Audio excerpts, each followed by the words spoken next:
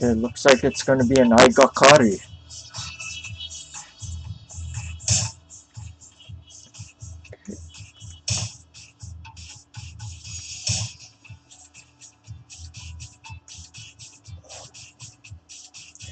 I'm gonna try this.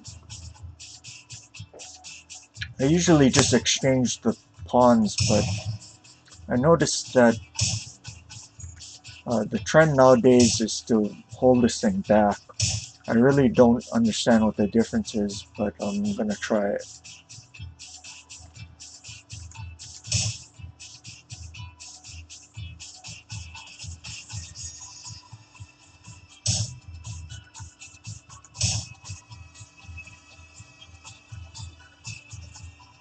Yeah, maybe I should have exchanged. Jeez.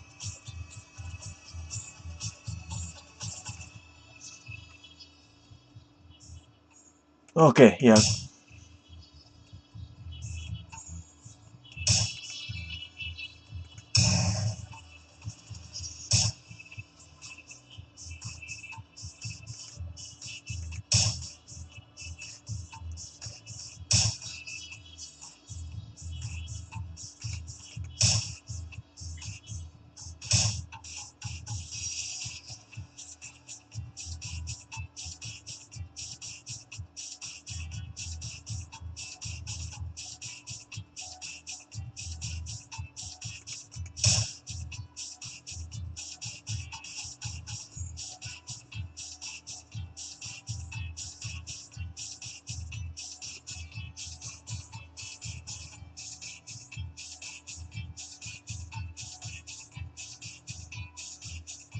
Have to worry about this diagonal.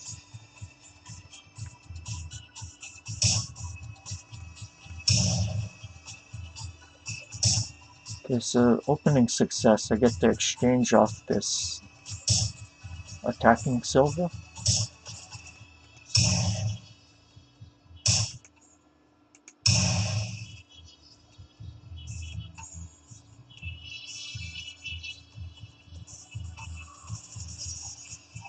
Might even consider taking this pawn here, so he's gonna have to maybe drop. Oh, there we go.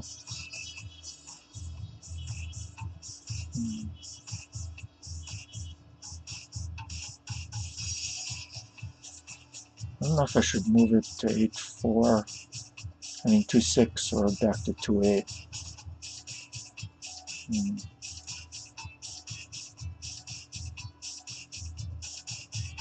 Yeah, let's move it all the way back.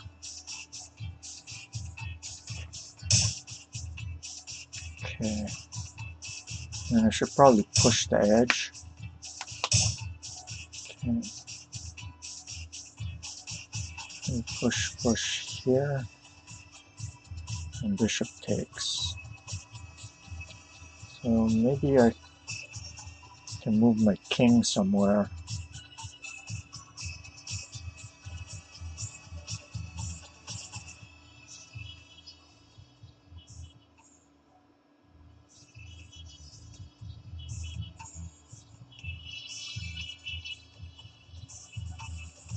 I don't know, do an edge attack, but then he's going to be attacking here if he takes with the bishop, so I should probably move the king up somewhere, maybe like here.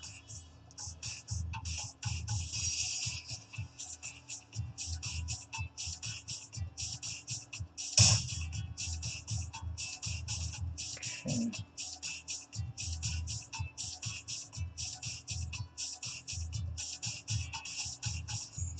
Maybe I can just open the bishop's diagonal. Okay. And maybe now I can start the edge attack here.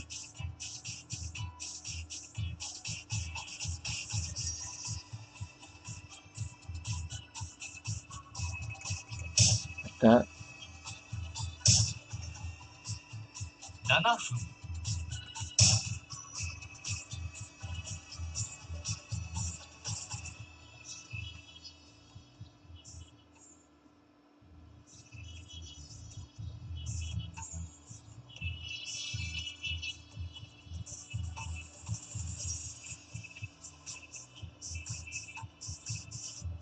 See, now he's faced with a problem. If the lance takes, maybe I can drop a silver here or a pawn here. Lance takes and then bishop, winning the silver. If bishop takes, I can take here with the lance. So, and if nothing else, I might even threaten to drop a silver here on 1-2.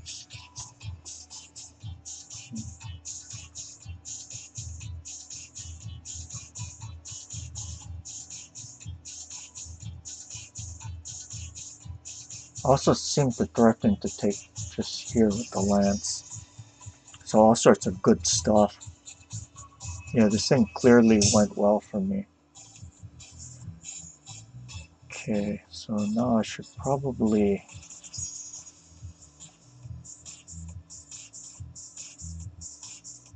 Maybe I can just take here with the lance. That'd probably be the most natural.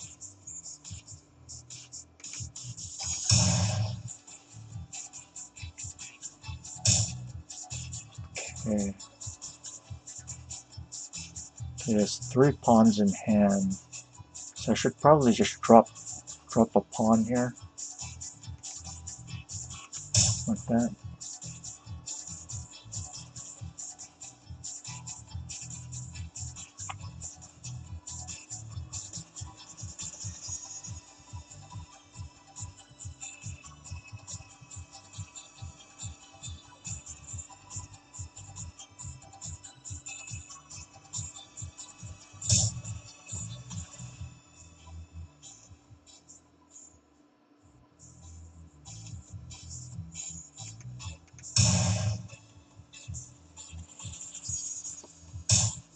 And then I just grab here. And then now I should probably just pull the token back. Or I could take the knight. What should I do? Pull the token back? I don't think it matters.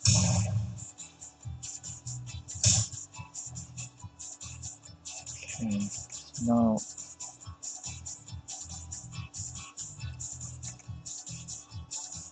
You know, I could drop the knight here. Another thing I could do is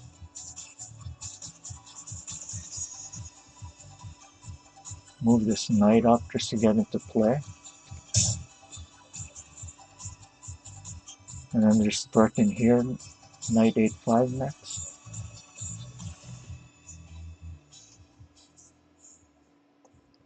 He might move the rook over to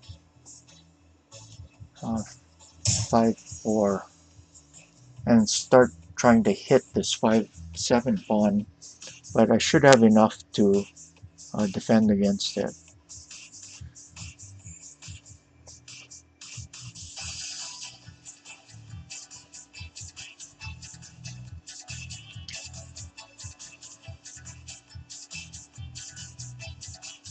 Yeah, I should just get this knight into play. Okay.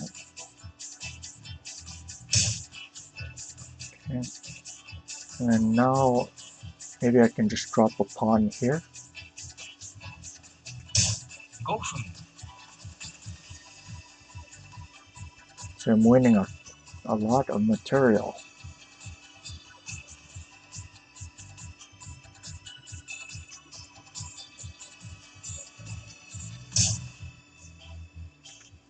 Okay, just grab here. Okay.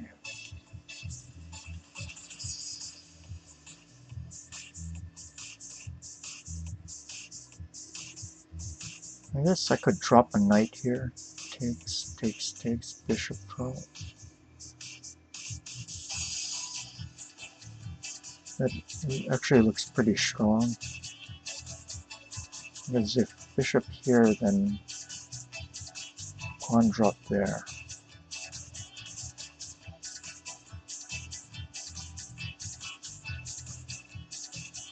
Yeah, this knight drop looks pretty good.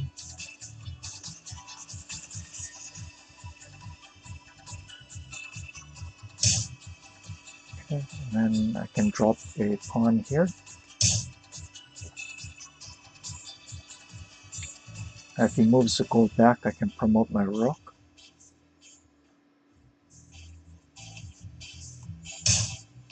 Okay, so now I can just grab here.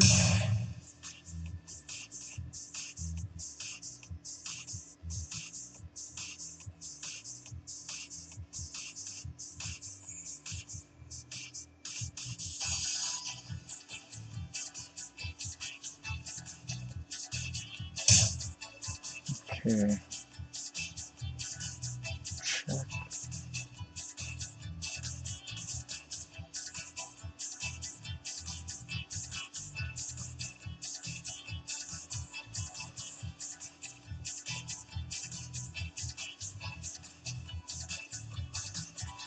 Maybe simply silver to 6-1 looks pretty strong.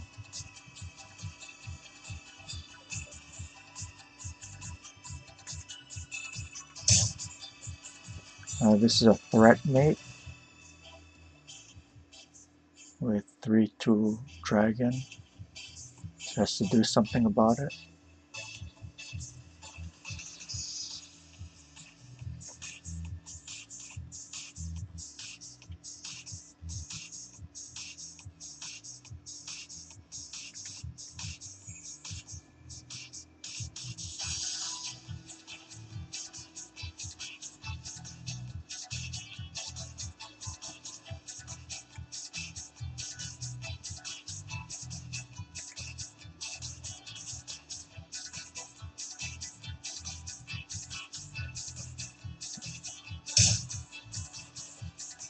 Okay, let's see. So I just take that. And you know what? I guess I could do a check. Like this. If he blocks, then I can promote the pawn.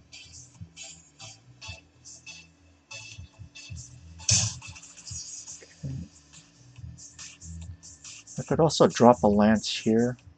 Looks pretty good. But I think simply doing that and threatening to capture.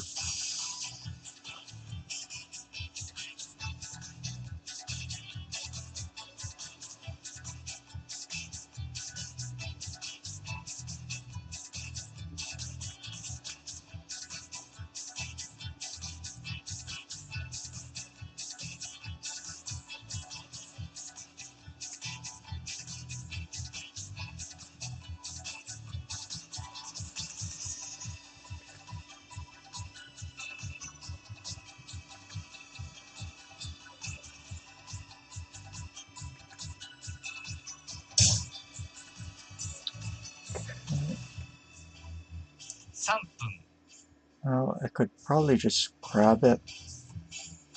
Could also drop a lance here. Takes, check.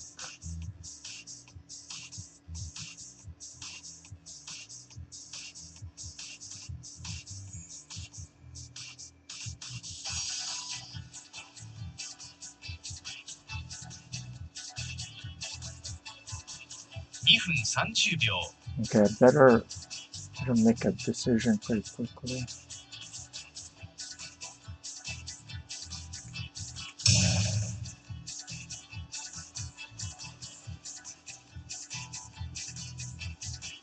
If he takes it, then I can drop a silver or a lance here.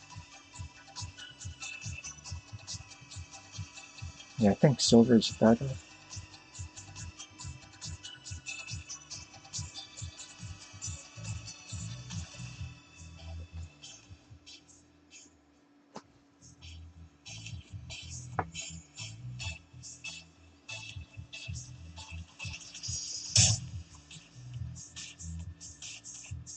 Okay, so I can just take the gold.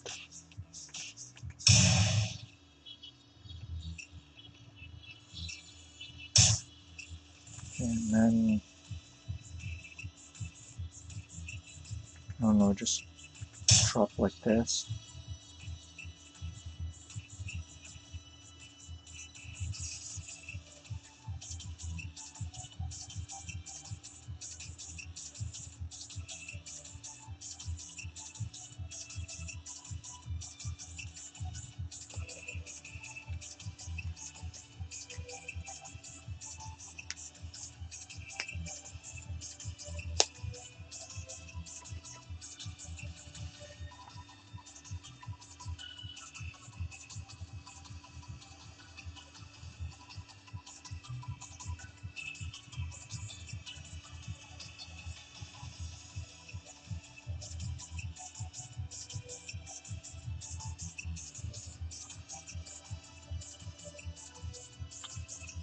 Mainly I have to make sure I have enough time to make my moves. The moves aren't that difficult to find though.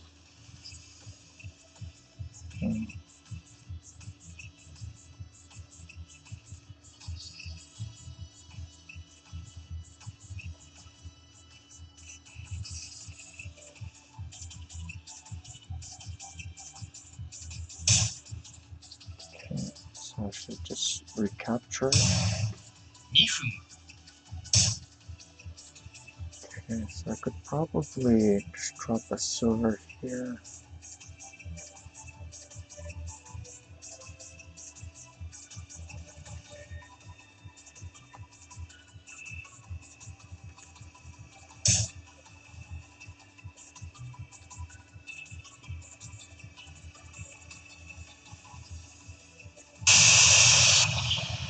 Okay. Okay, thank you. That was the first game, so we should move on to the next one. This is the second of 4 games.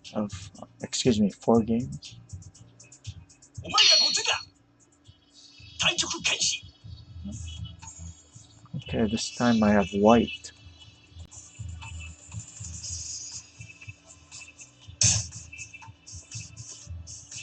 Okay,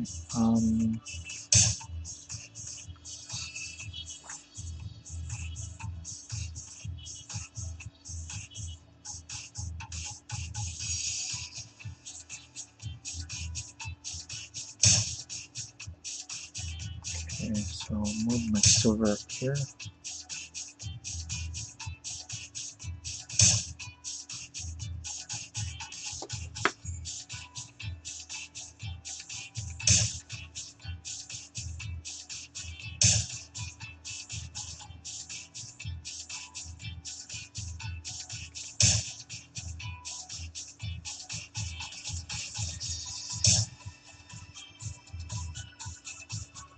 Okay.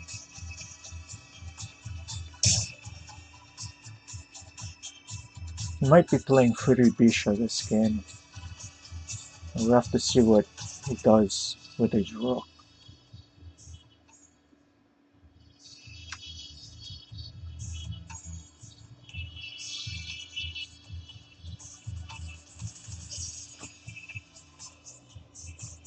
And still move the silver up to 3-2.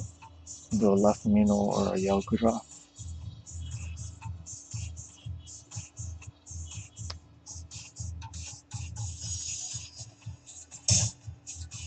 Okay, so he does an E-Bisha. Should probably move my silver up like this.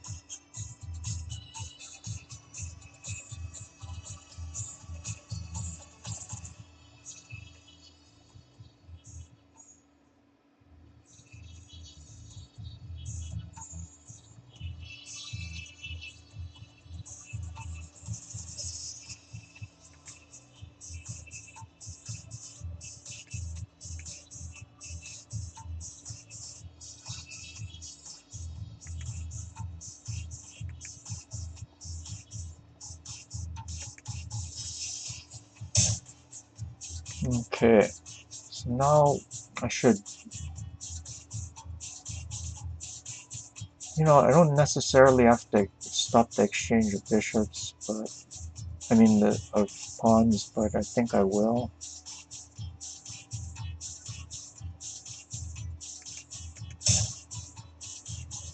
Later on, I might close the bishop's diagonal and go into a tsunogin gangi.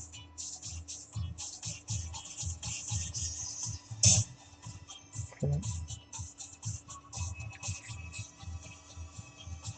Maybe I can play this.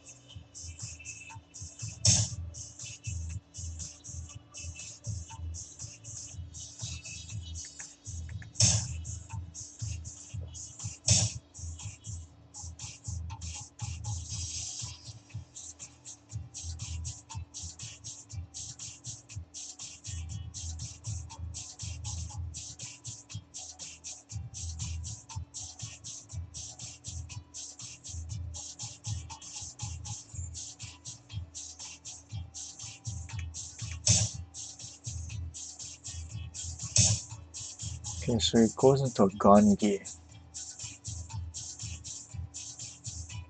Okay, I'm gonna develop my knight. One of the disadvantages of going into a gangi is that, when this pawn is pushed, the knight if takes, then the knight takes, and there's this fork. That's why a lot of times they would start doing this tsunogin gangi with this right side silver on 6-3 instead. Of course, it does allow them to do this, which is of some use. So I need to do something about him attacking the head of my bishop. So maybe I can move the silver up, but then he can push the pawn, takes, and then takes. And then there's a semi, which I'm not too sure of. 6 pawn is also a consideration. And then I move my silver up to 6-7. I don't know what's better.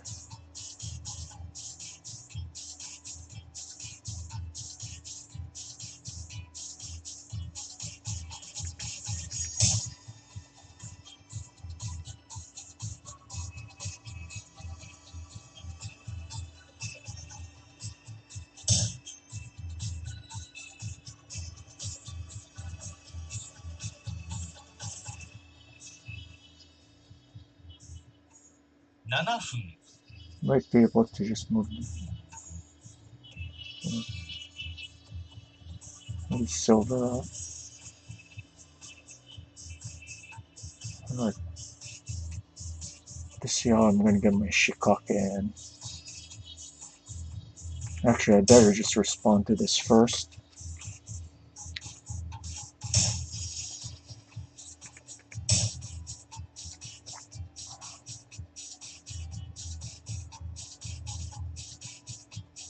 So maybe I can play 4-3 silver, like that, and then 3-2 silver.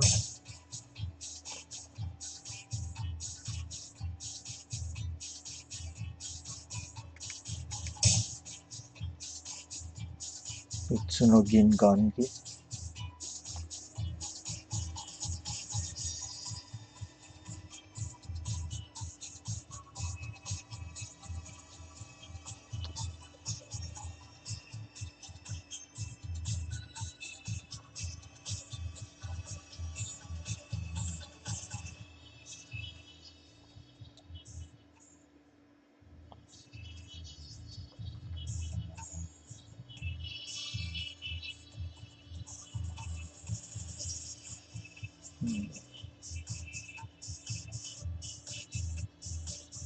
So already he's doing a lot better than he was in the last game.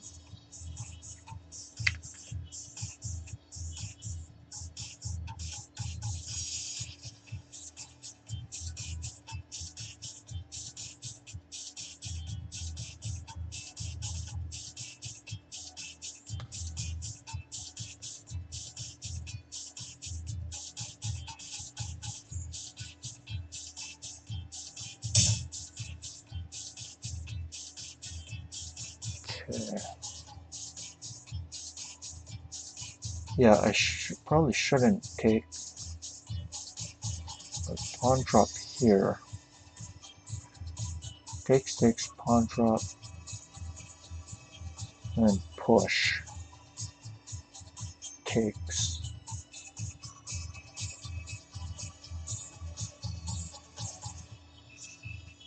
Huh. Yeah. Could also just move the gold up, maybe.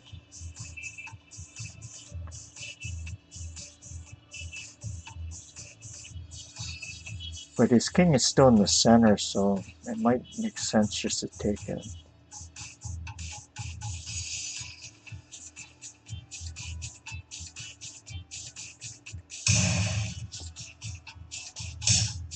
A lot of times what you don't want to do is advance the, or help advance the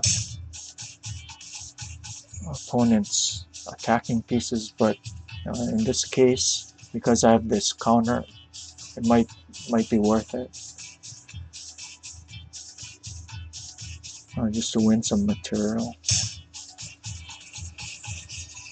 Okay, now I should probably, maybe I can just grab.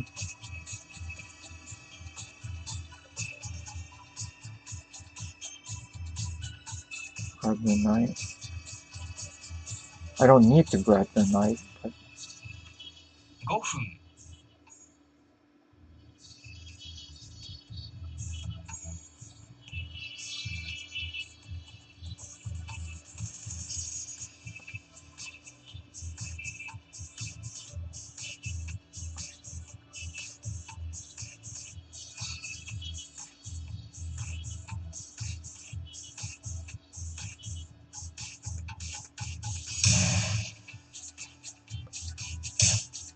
he is getting some compensation though.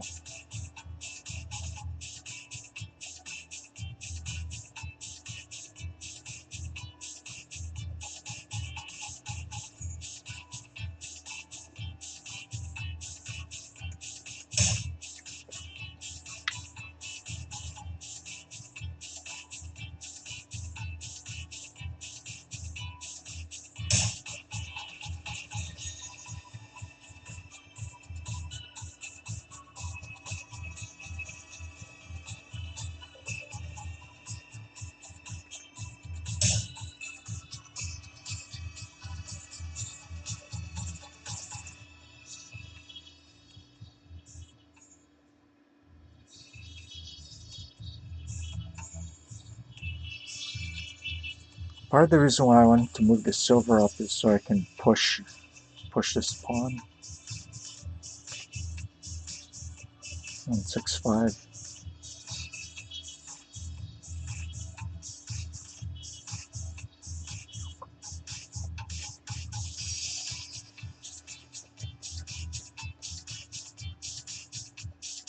It'd be nice to get a pawn in hand because right now I'm fugire.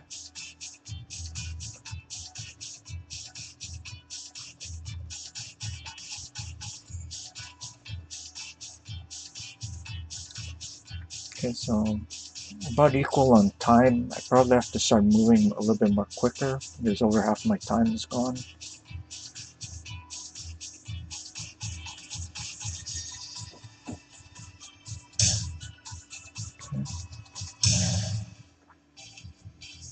Okay, so next I can push here with 6-5.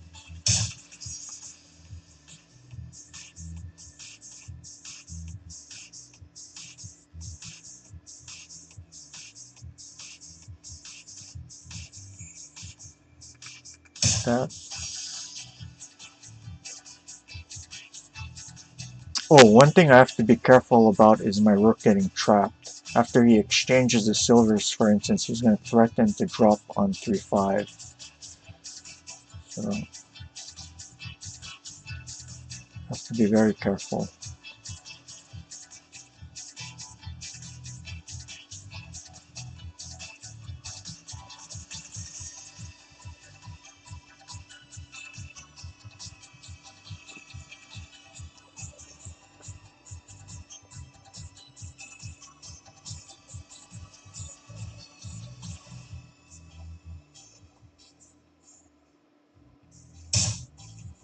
Yeah, you see?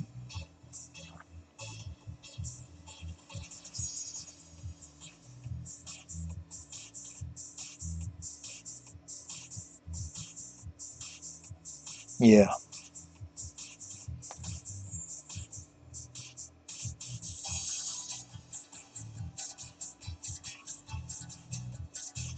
Then you have to ask, is it possible to sack the rook for silver? I don't think it is.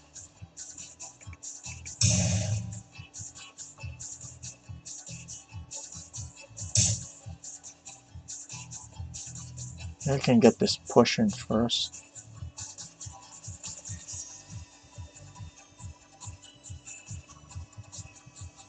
3分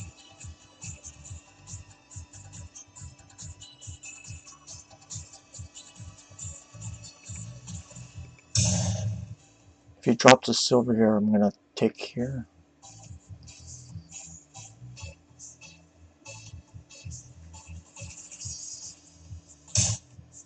Okay, so now he threatens silver 3-5. Can probably take here. I don't care if I exchange the rook for the bishop. I'm definitely gonna get some kind of play. Okay, now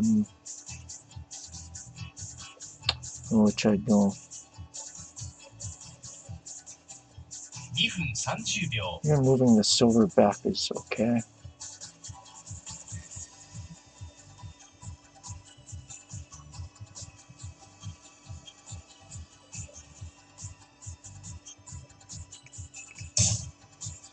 Just get the knight into play.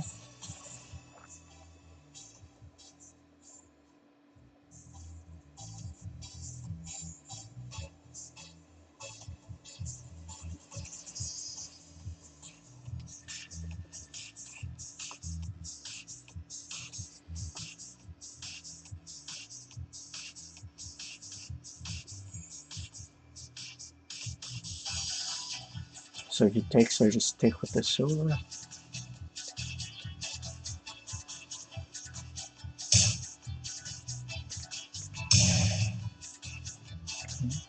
Still threatening at any time to take the bishop. So if he attacks, yeah, like that, I can always just take the bishop, although pawn drop here. 2分 See, if I take here, he's gonna grab here with the knight. It's the only thing.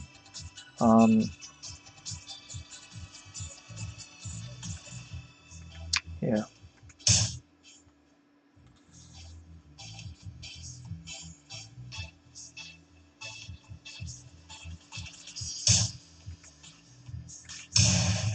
If he takes here, then gold drop, like this.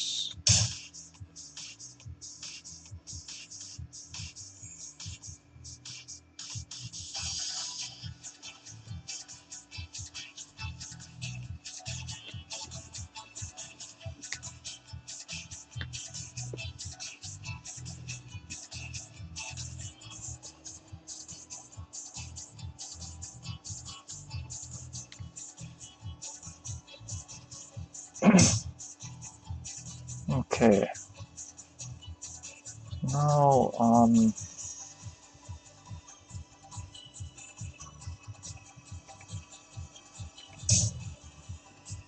just keep attacking.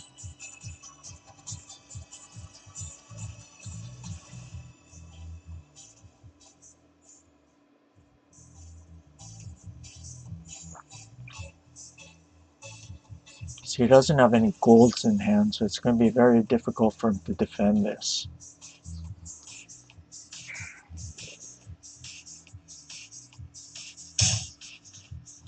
1分30秒 Okay, threat mate.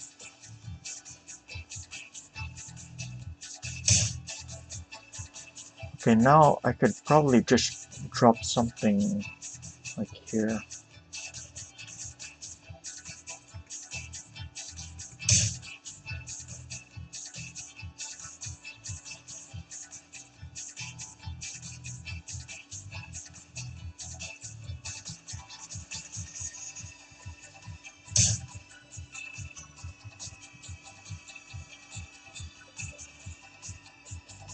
Okay.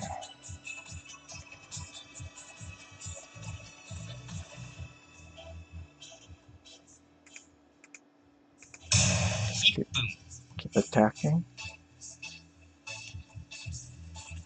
So threat mate.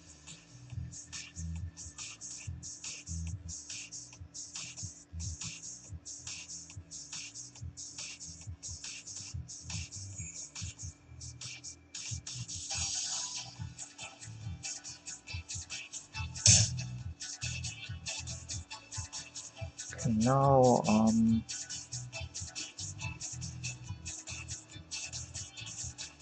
I could probably just attack the rook again.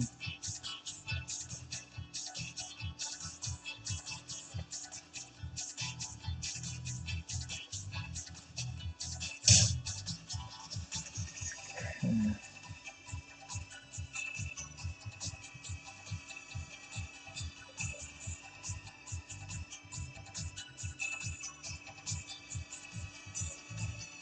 Yeah, I can just grab. Okay. 時間切れ勝ち Yep, thank you.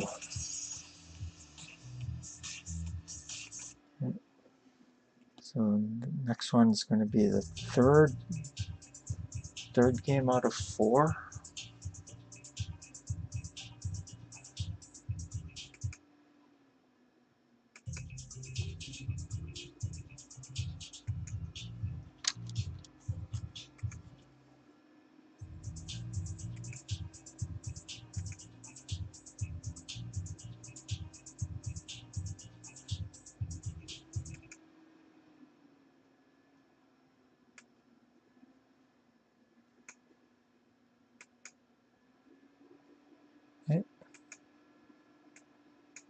Okay, let's start.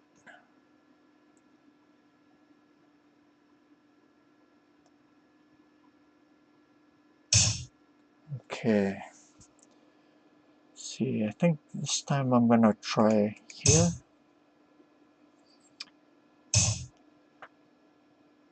Okay. So let's try something a little bit different this time, since it is the third game. If he wants to go into Aihuri Bisha, I'll go into it. Let's see.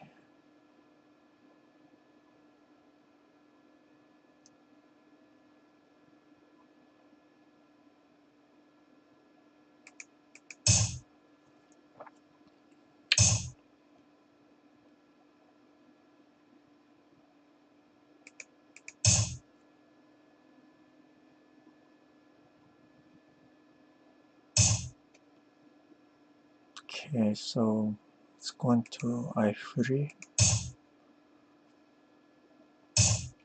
Okay, and play here. Wow. Can you do that? Can you do that? Isn't there this bishop drop? Like this?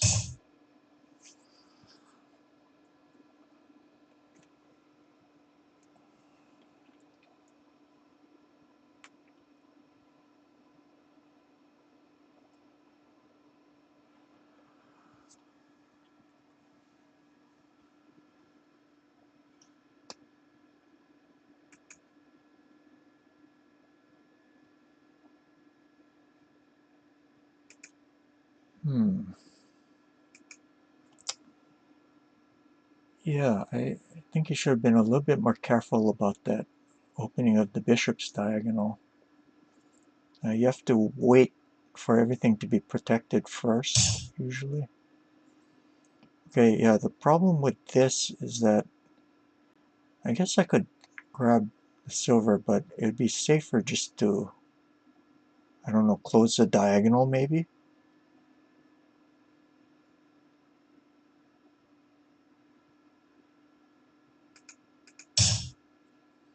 And then I still retain my threats.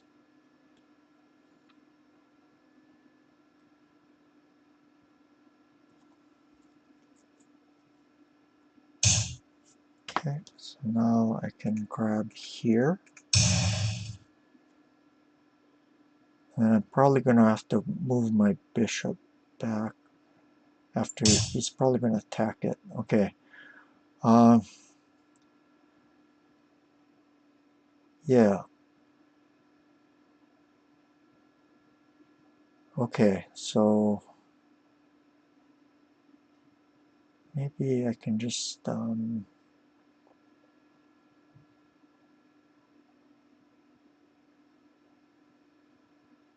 abandon my Furibisha idea.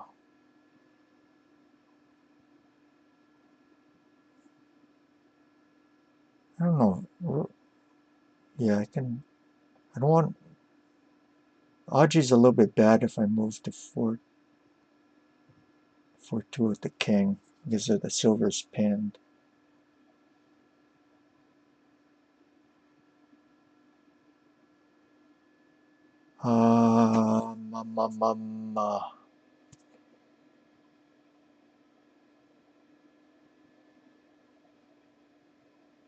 Yeah, this certainly looks good enough.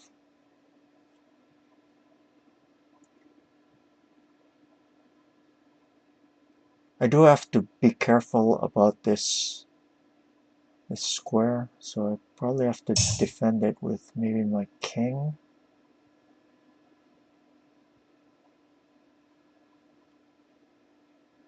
Or I could move this guy back.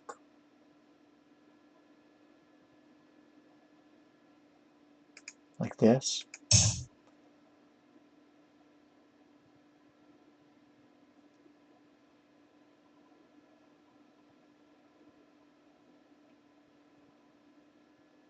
So maybe moving the king here and then moving it here instead of moving this silver so soon.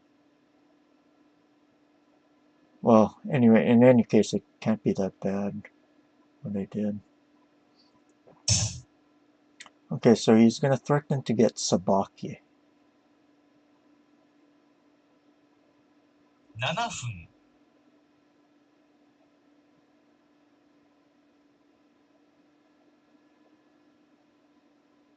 He's going to threaten to trade stuff off. So maybe I can do this first.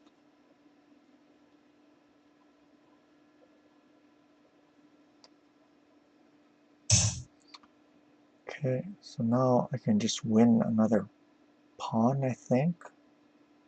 And then 4-3 gold. And then I have to do something about the horse, so maybe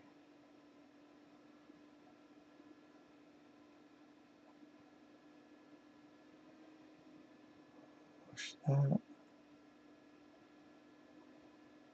Gold there.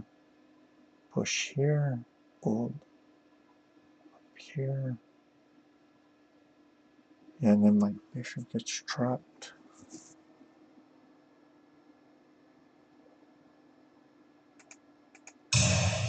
He's probably going to play 6-7 gold. What? No, you have to play 6-7 gold. Because I just grabbed another pawn.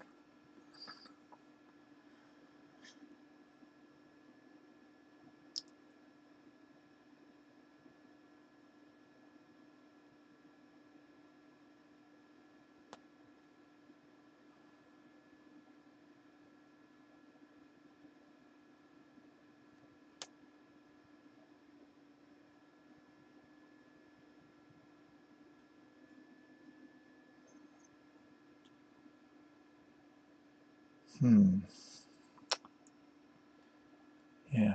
So how are you guys all doing today? See a few familiar faces, some unfamiliar.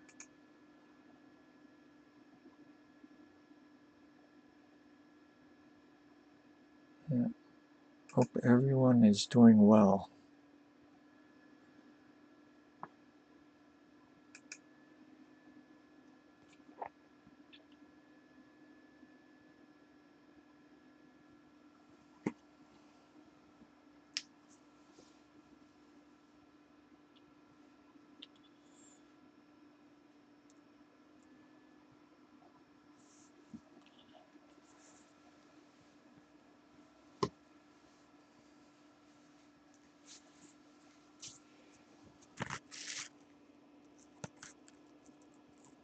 bit sad I didn't get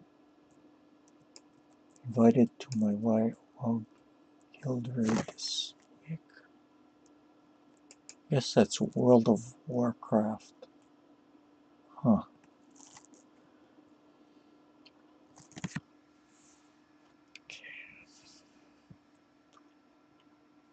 I don't know what happened to the sound.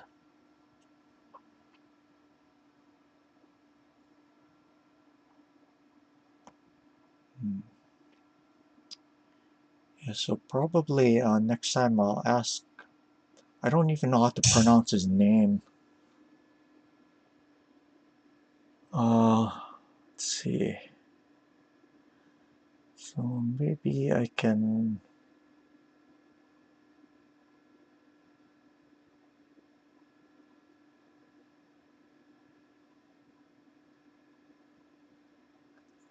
Probably do just some kind of castling stuff. I might as well.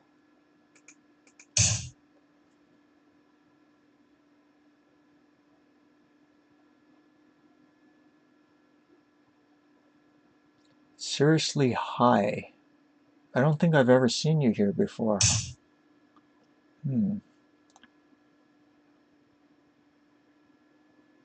What did you win?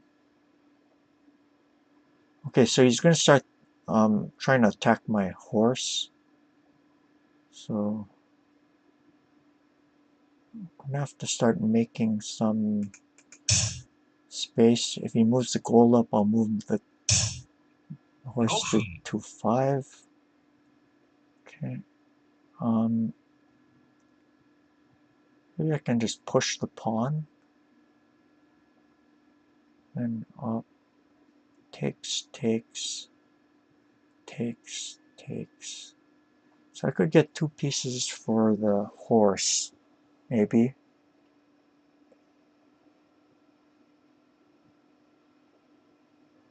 I don't know.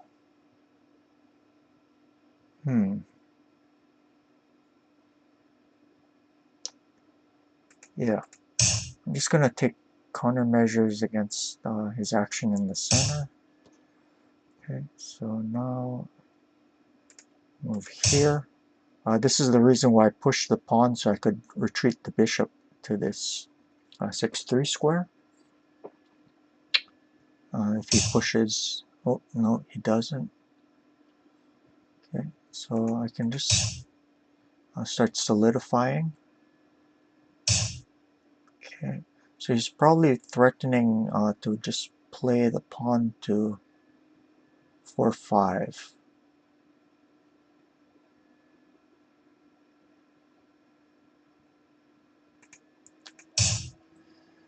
Yeah, so just nip his play in the bud.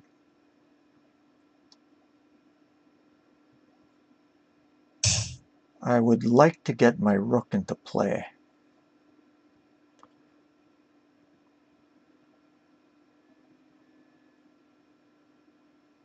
Maybe I can do this first, though.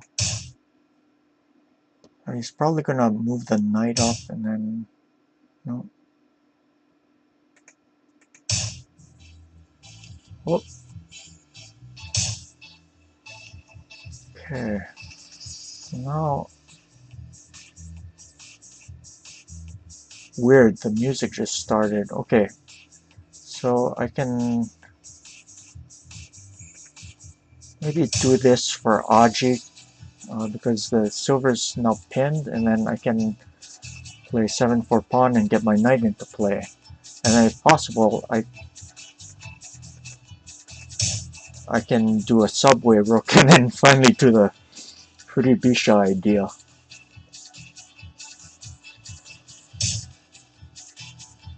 Okay.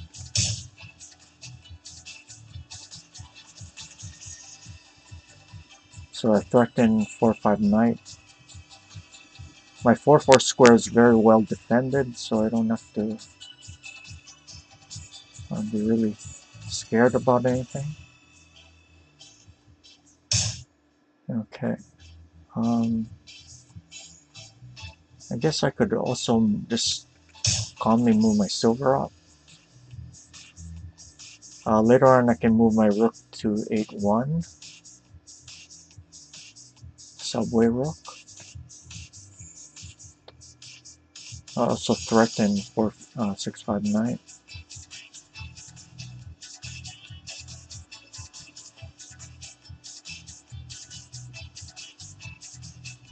The thing about him exchanging pawns is, you see, because of the position of my horse and the position of his king, I'm going to start getting a lot of play.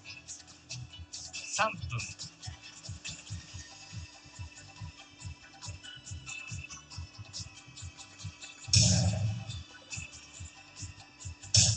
So this thing's going to start ricocheting against him.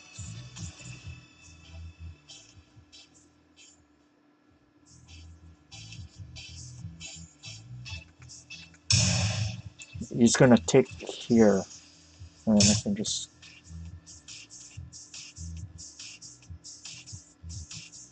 Oh no. 2分30秒 See, I got both of my knights sabaki, so he's going to be in some... He has some problems.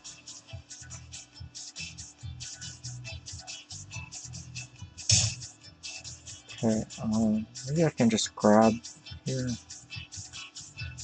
Could also move this silver out. Or I could do this check. Do this checking, maybe.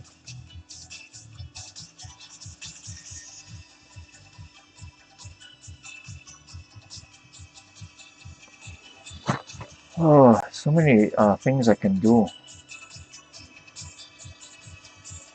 2分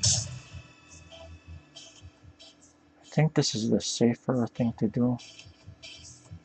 And just move my silver up to 4-4.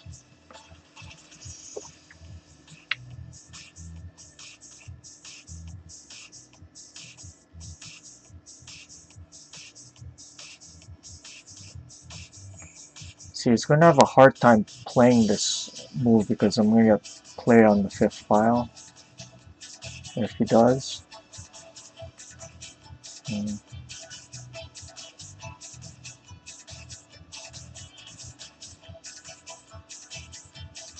Other thing I can do is 5-2 rook.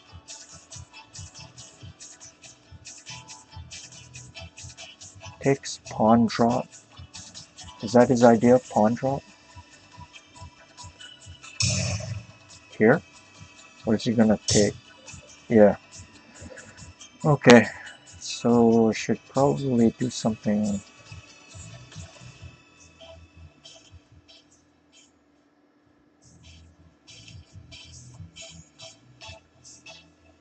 1分30秒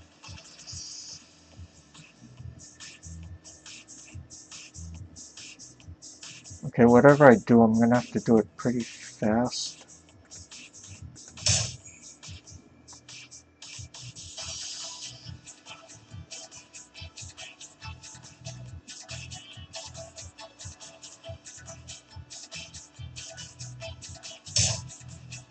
Okay.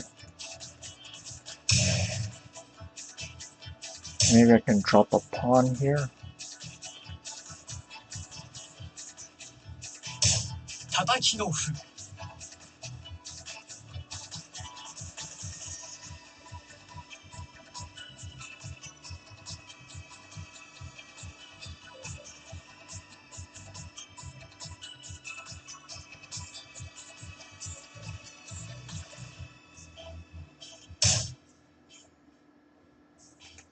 Maybe just drop gold here.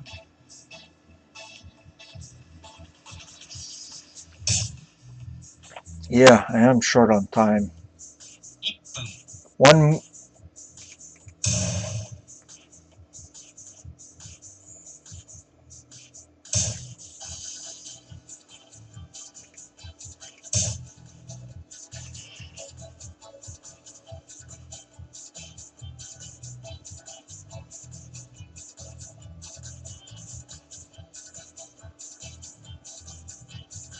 Yeah, I have to be very, very careful.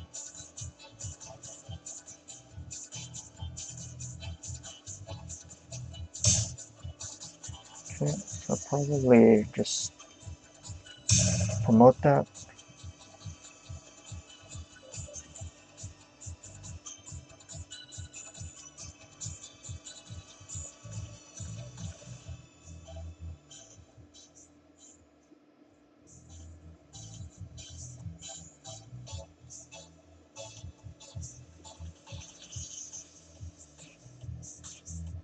Maybe 6-3 silver would have been better, but I don't know. Have to look at that again later.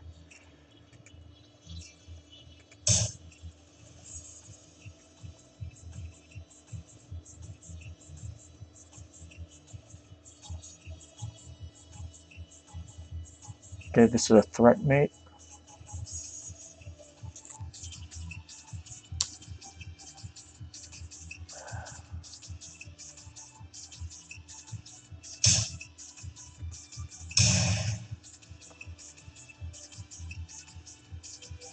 Okay, there's no defending against that.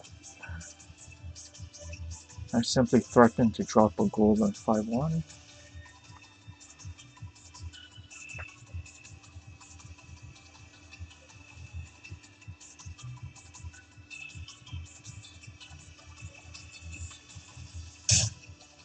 Okay, thank you.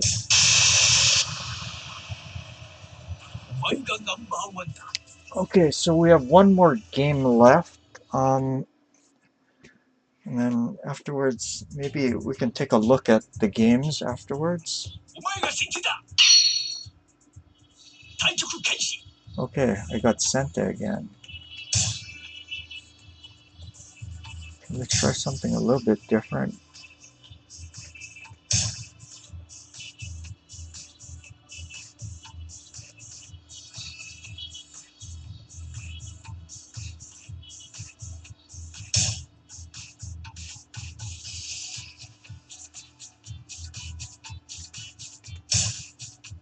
Okay, I can place the...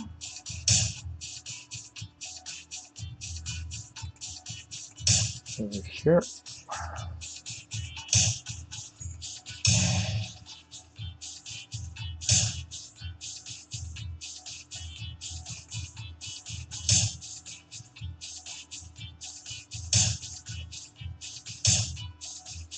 Okay, we're gonna play Aifuri Bisha.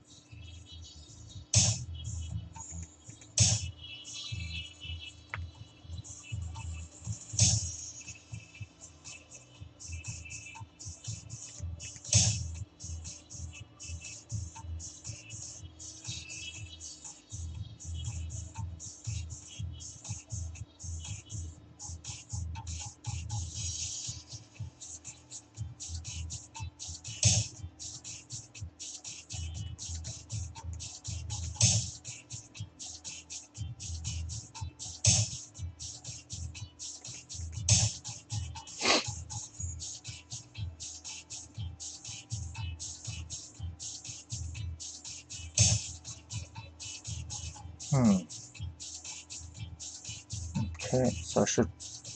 it's probably gonna jump the knight.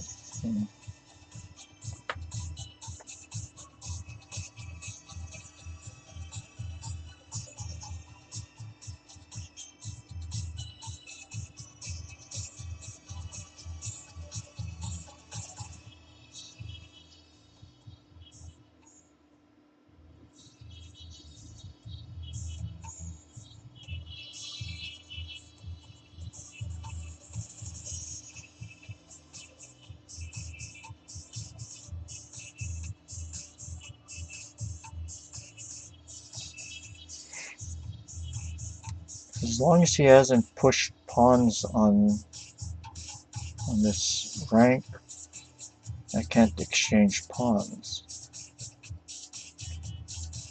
So I'm waiting for him to push something so I can exchange.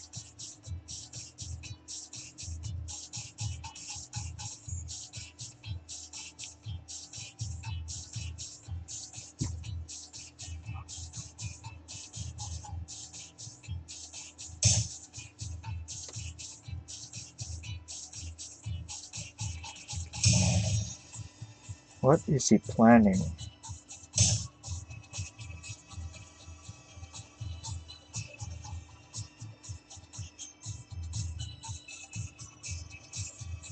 Oh, interesting. Interesting.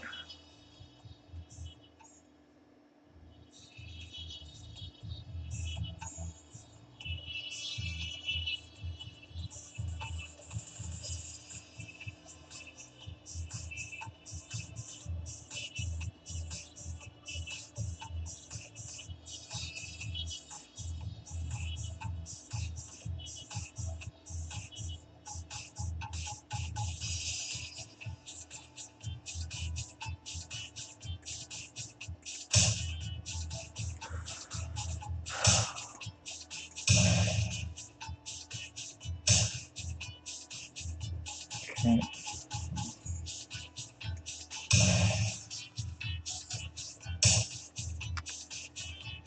Okay. So I think I got the worst of this.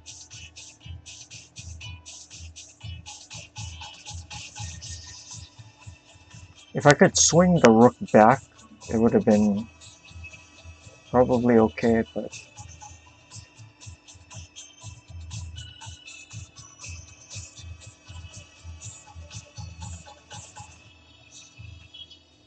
I should probably open the bishop's diagonal.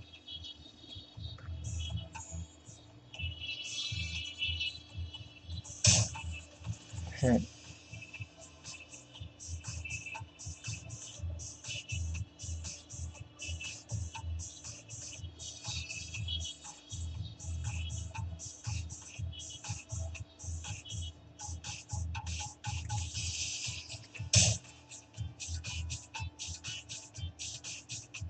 I can still move the gold up here to defend this pawn.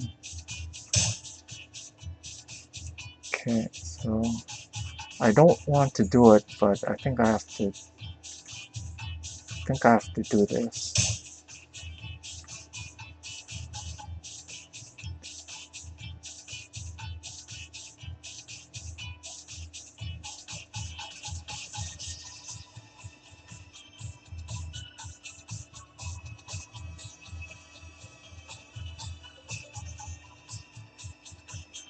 Later on I can probably sacrifice here in 6-4.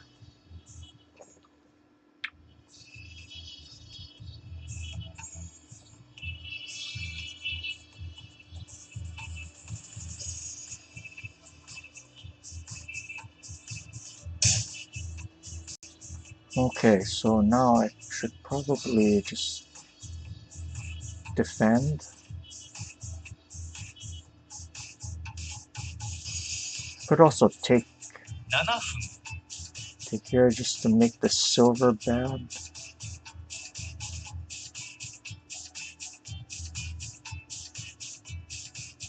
I don't know, there's pluses and minuses to it. I think I'm gonna exchange and then do that. Yeah, let's displace a silver first. And just defend.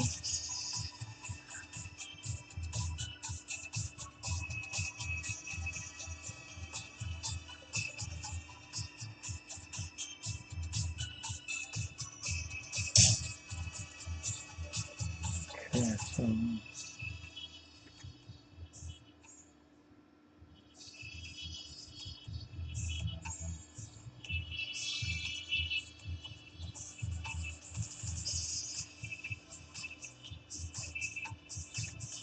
interesting.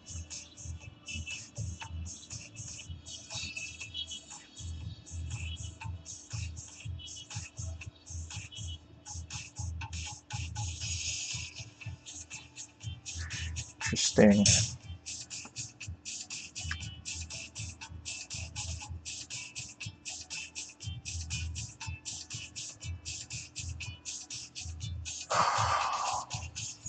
Okay, so we're nearing the halfway point of the game. Looks like he's gonna be able to get a promotion here. Then we're gonna have to see what I can do against this king. Maybe I should take here.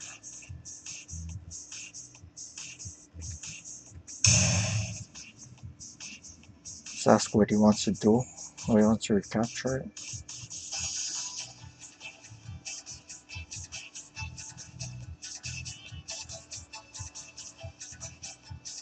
And then I can maybe capture the knight.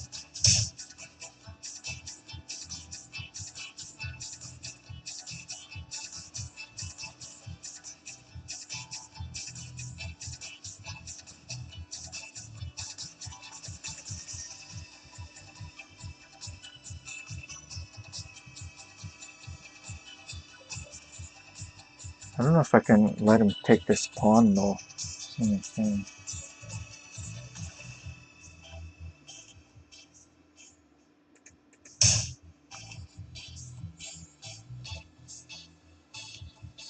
Otherwise his rook is kind of active and he's going to threaten to drop a lance on 6-6.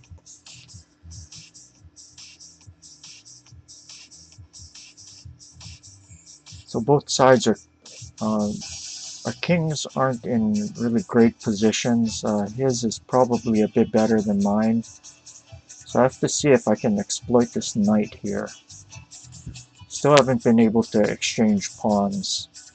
So the fact that he has a pawn in hand while I don't is, it could be a serious problem.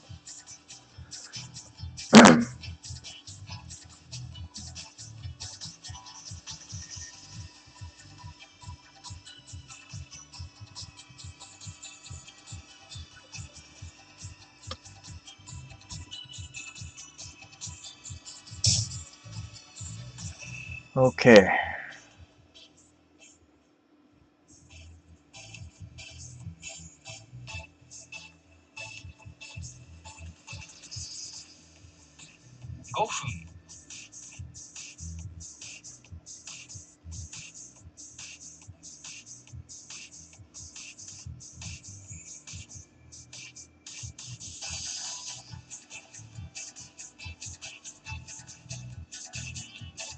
I don't know if this is a bad move, but I'm going to play it. I think it ends up attacking and defending at the same time. Okay. Later on I can sacrifice like this.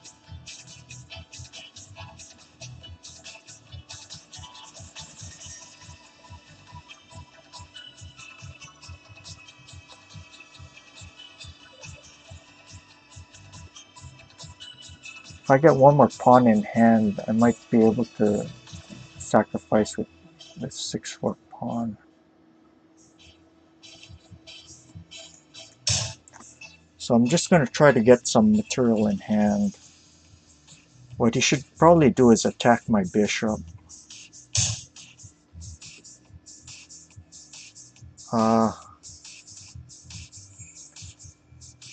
Okay.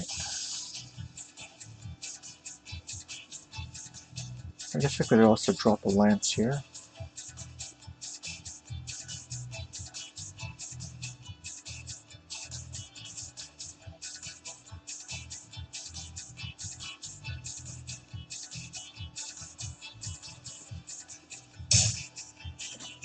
Just going to grab this pawn. And maybe I can move the gold out. Could also push here.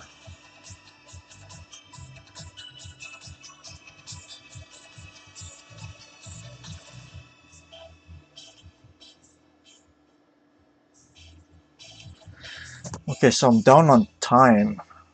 This is not good.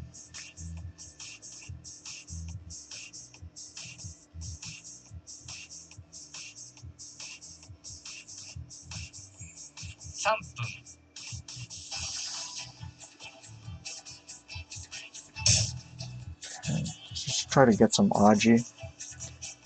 There's nothing I can do to prevent him from breaking through here, so I have to try and get my own play. Maybe even moving my king out of the way.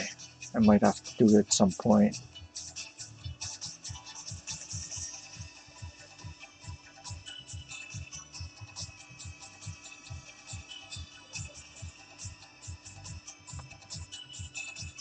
I have to make sure that I can possibly sack my bishop.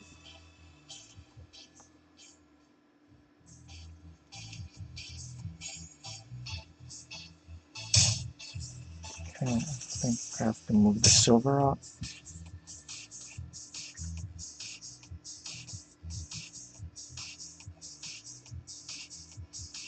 If I can get a pawn in hand, then I can drop a pawn here. I'm also able to swing my rook over to 6-8, but it's very difficult to do that since my king is close to his attack. See, if my king was safe, then a move like 4-8 rook would be kind of natural looking. Okay. Piece silver up here.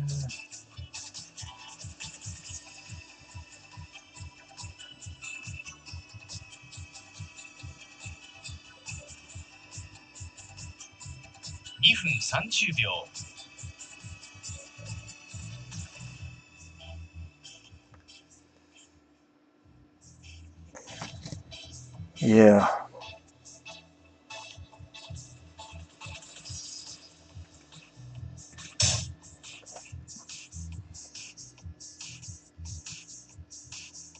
See, I'm waiting for him to just crash through here.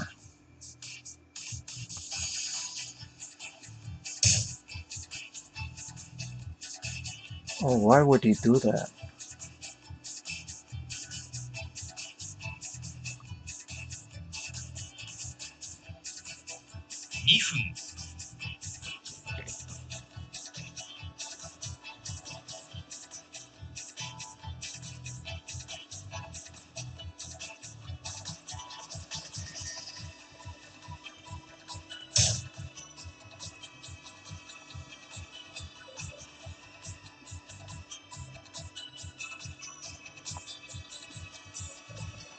Okay, so he has one more minute than I do, so I have to kind of be very quick. I have to start piling up against his king, otherwise I'm like toast.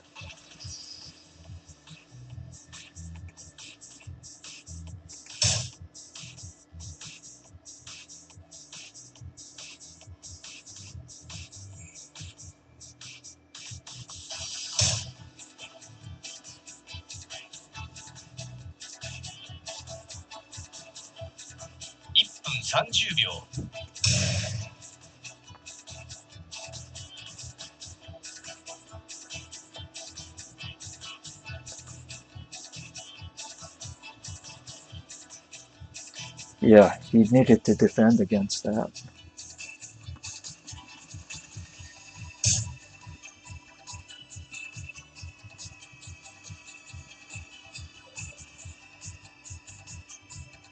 Alright, so was I lucky? Yeah, I was lucky.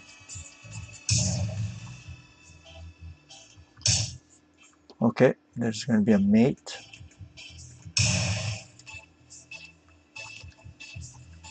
And then Atamakin after he moves his king back. So that one I was definitely kind of lucky. So I should probably look at that one more than any other one. Okay, that was 4 games. Thank you. Say thank you to my opponent. Thank you. До свидания. Спасибо.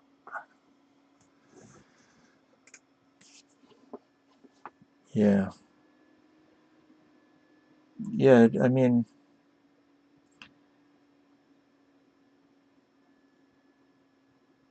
it depends on how you look at it. I mean, it's not, when I say luck, obviously I don't mean like rolling dice or flipping a coin, but it's luck in that you don't have, control over what the opponent does. I mean, so your chances are no longer really completely in your hands. So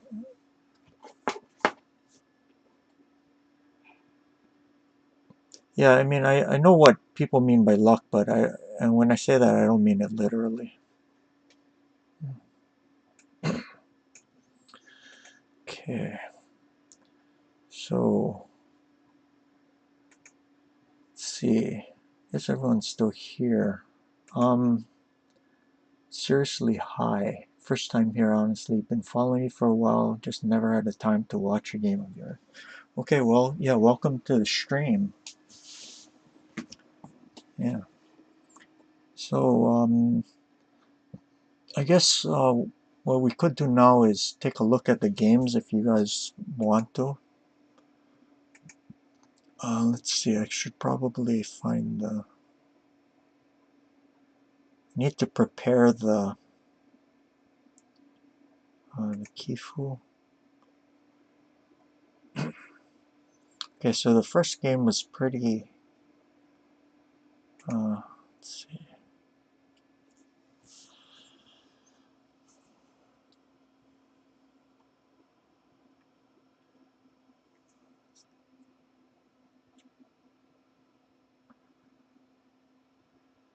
It's taking a while to load.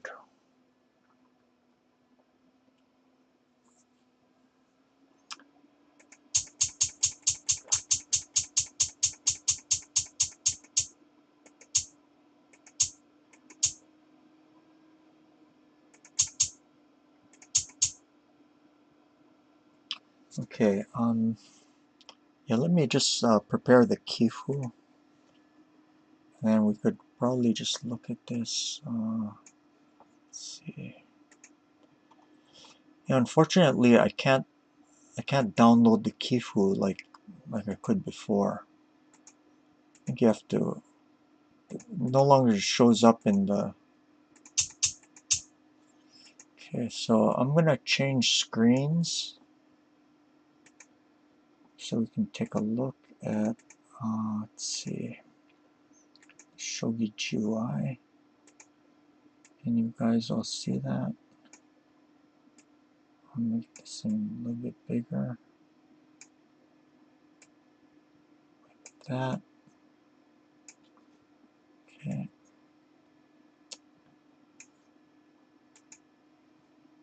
Is that good?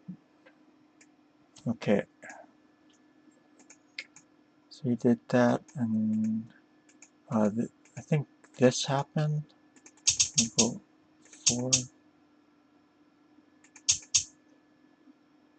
Okay. Should probably let him know that I'm analyzing the game. Yeah. If you want to look on Twitch, I'm going to be analyzing the games. Yeah. Okay. Yeah, so what I meant by exchanging the pawns, before the immediate move would be like this. And now you can move the rook back to 2-8 or 2-6.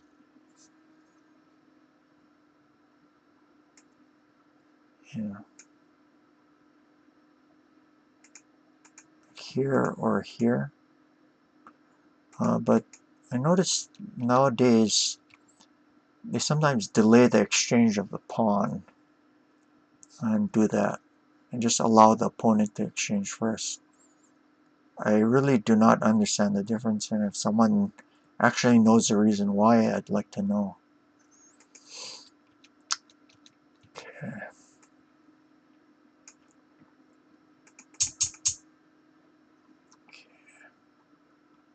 So 8-4 pawn.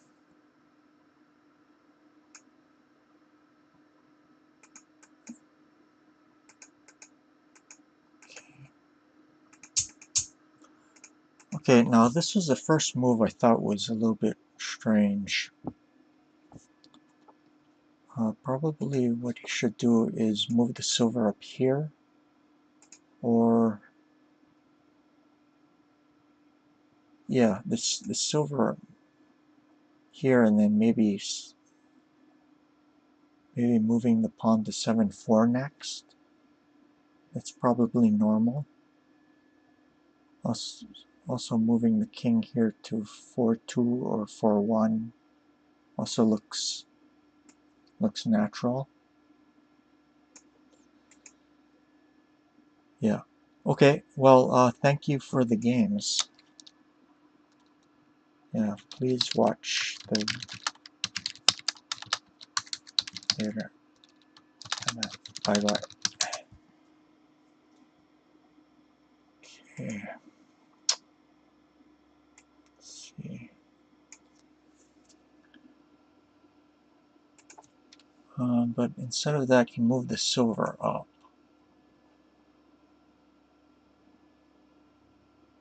which is I thought was kind of strange.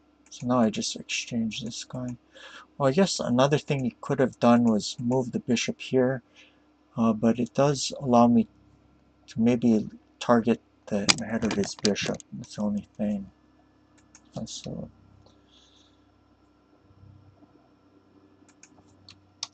okay, so I exchange here. Silver moved here, I think, and then I just moved the rook back. The threat is for me to drop the pawn on 2-4 and then promote it next.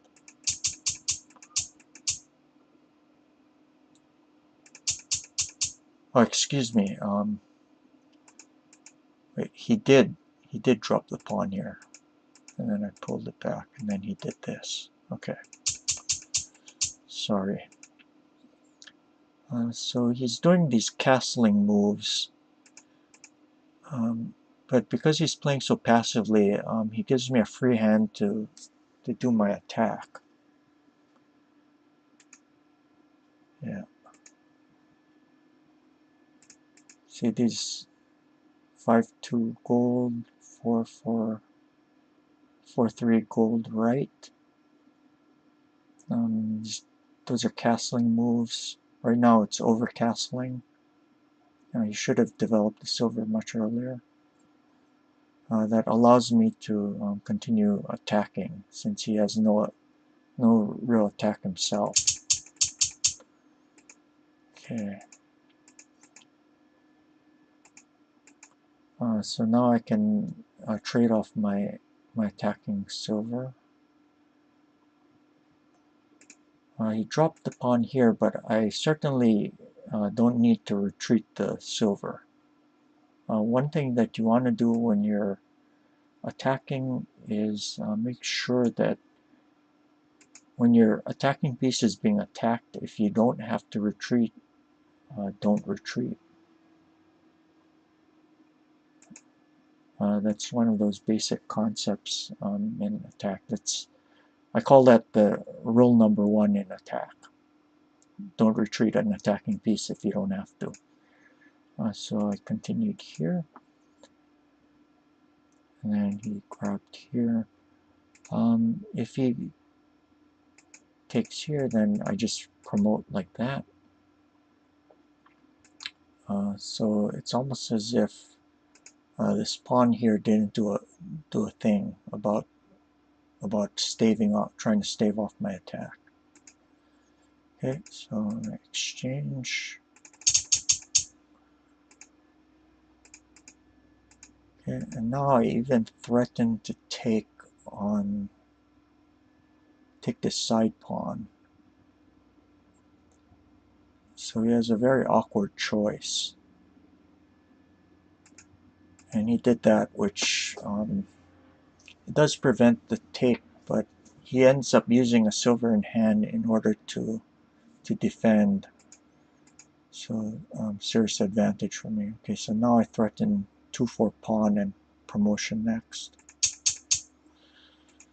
Okay, so he drops a pawn here. And then it's very standard when you have pawns in hand and the silver exchange like that to do this edge.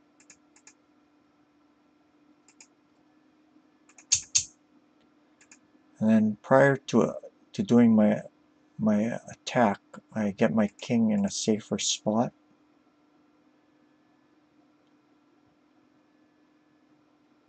I not only moved the king out of the way, but I wanted to defend this pawn on 5-7. You'll see why in a bit. And then I just get my bishop into play.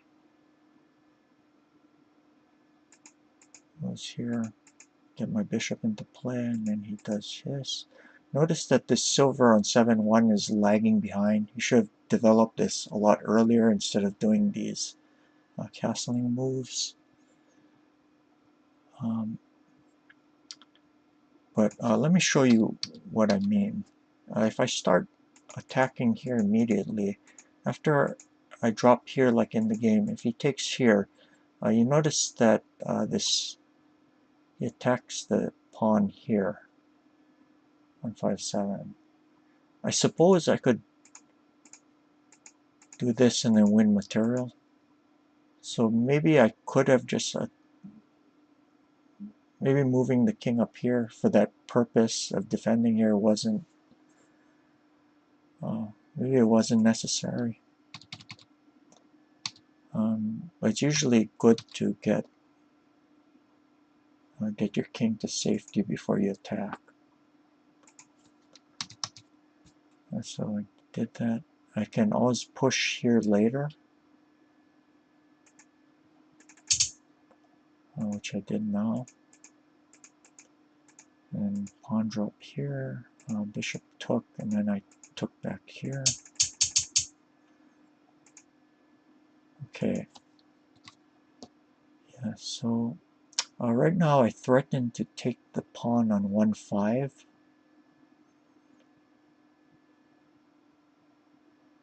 Let me pass a move just so I can show you. I threaten this, and followed by pawn promotion. Another thing I threaten is this. So I can take the knight, or I can promote the silver on here. If he takes, then I just promote like this. So I break through on the edge. Yeah, so he has to do something about this. This is a very severe move. If he takes with the knight, then I just drop a pawn here and kill it. Lastly, if he takes here, I have two options. One is to drop a silver here, and then getting behind the lance. This is a very common theme in edge attacks. So I threaten to take the knight. I also threaten to break through at the front of his bishop. Aside from that, another thing I threaten is, another possibility I could play is this. The fact that I have another pawn in hand greatly opens up my attacking options. See, no good way to defend this. Well, no way to defend this lance. So next I take it with the silver.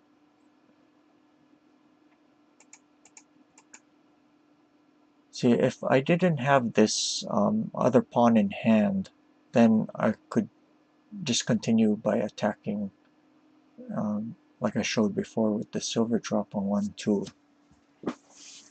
But here, because I have a pawn in hand, I have more options. Okay, so he took with the bishop. Took here. And he moved this guy back, and then I dropped the pawn here. And then he does that here, but then I captured this guy first. And he took here, and then I grabbed like that. If he took like this, I have more than one option. One, I could drop silver here. I could also see.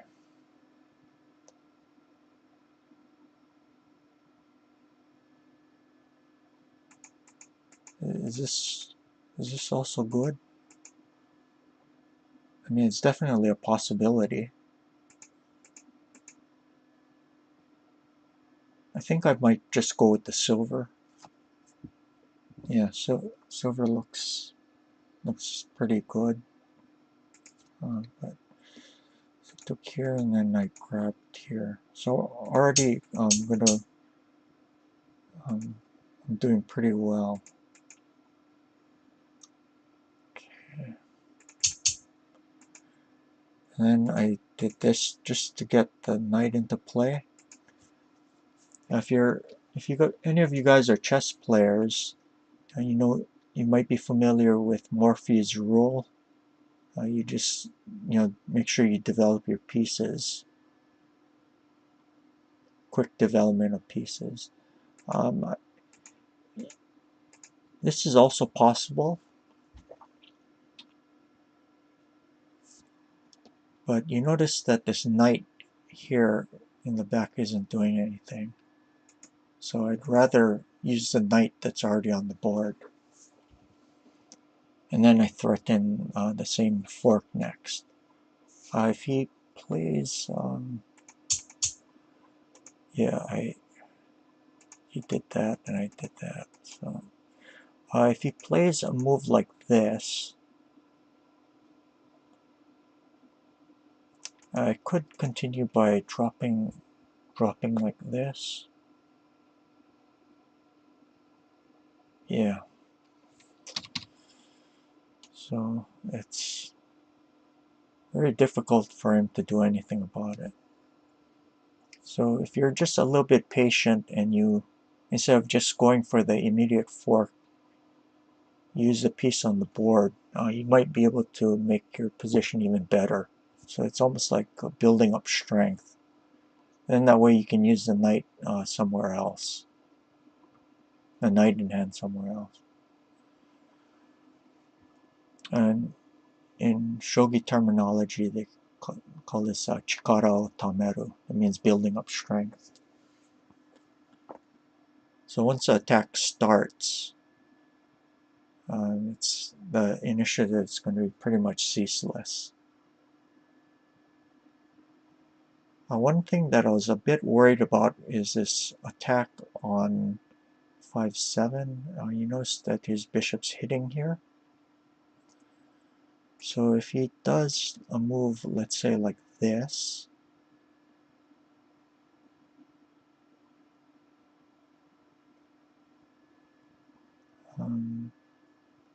I guess one thing I could do is just block it like this. See, I attack the rook while blocking the attack on the square. If instead he does a move like this,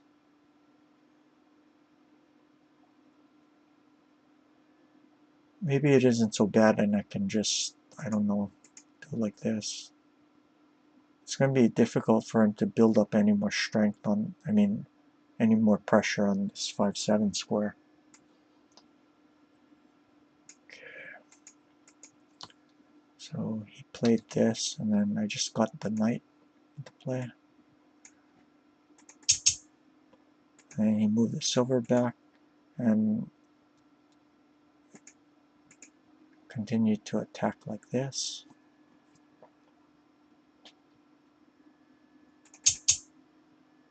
Silver took and took here, and bishop took.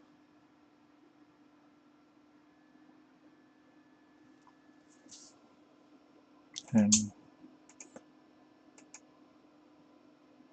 you see I have good aji on this long diagonal. His king is in a compromised position because of the tokin and also because of the rook. I put pressure in this area.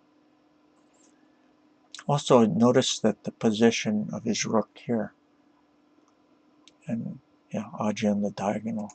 So this move looked very good. Okay, now he responded by moving the bishop here, and then I just dropped another pawn here. Now if he took the knight, what I'll do is exchange here, and then make use of this fork here.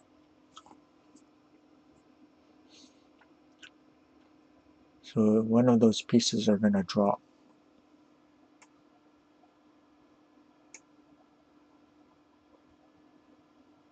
If he tries to do like this, I can just grab here, and then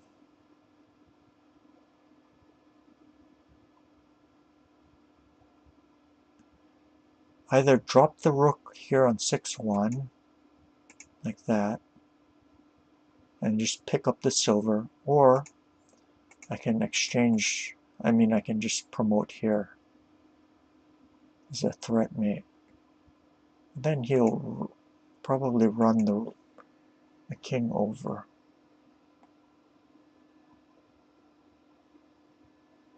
I'm still winning, but yeah. In regards to where the king goes, you have to be a little bit careful. I think a move like this, because let's see if he moves gold back. You see, if he blocks like this, then I'm able to just promote like this. And you see now that he can't run to the other side of the board. So probably what he's going to do is move this back here. And then maybe I just grab the silver like that. And then I'm not only threatened to drop a silver here on 6-2 because the gold is pinned, I also threaten to take here on with the rook. I also threaten 3-3 silver.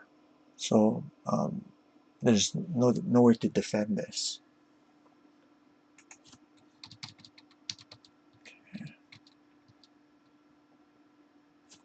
Yeah.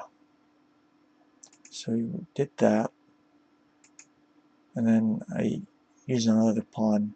Notice when you use pawns, because the pawns aren't worth don't have as much value as other pieces, the more valuable pieces that are attacked by it have to avoid exchanges. So sort of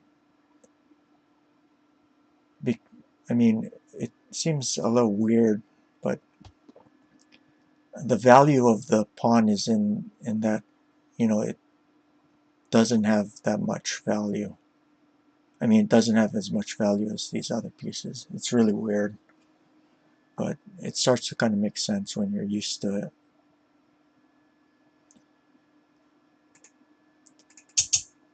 Okay, so he did that, and then it's this.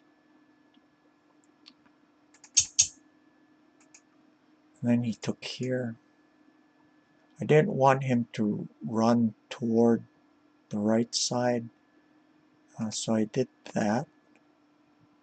I suppose you could still go to 5-1.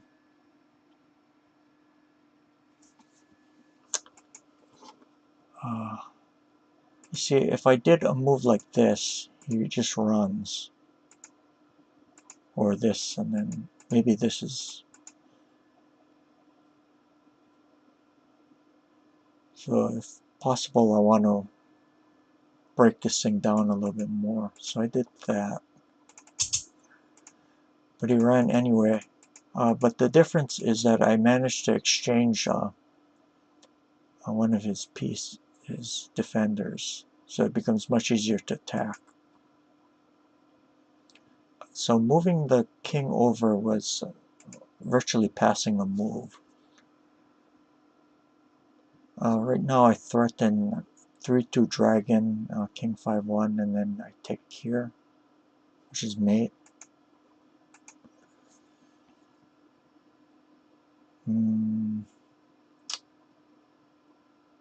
So if he did let's say I move like this,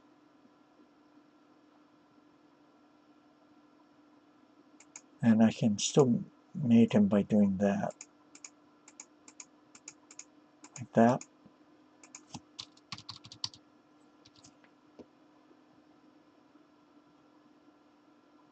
Yeah, so I guess you already couldn't do anything.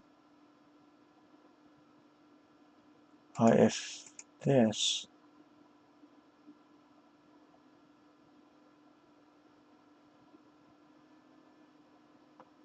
I might even think of sacking the rook, since my king position is very safe.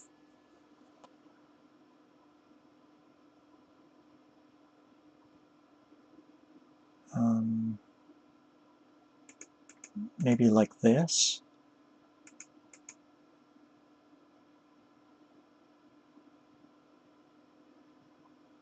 I actually don't even need to sack the rook. I can just grab here. Yeah, this is just winning. Okay.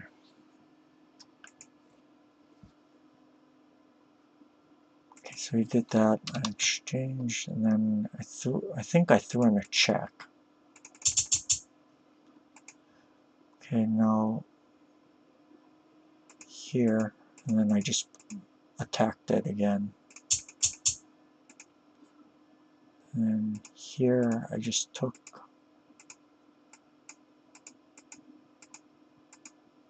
and oh,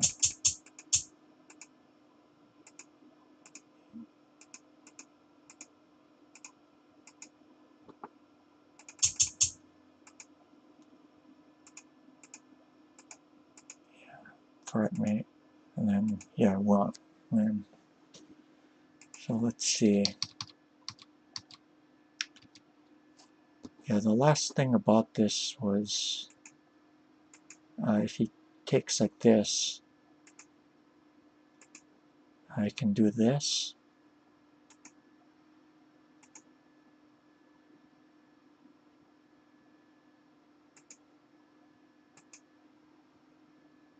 And then he has no golds in hand, so no defense.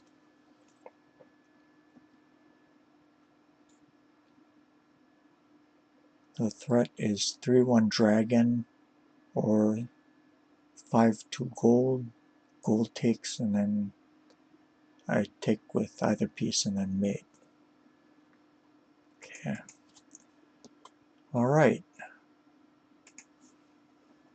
So let me save that, and then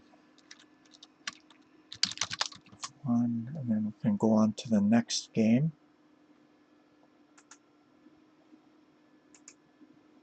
Okay. Alright.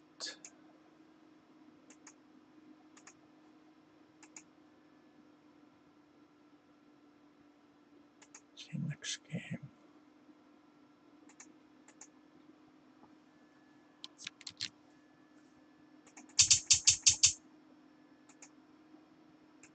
Okay, this.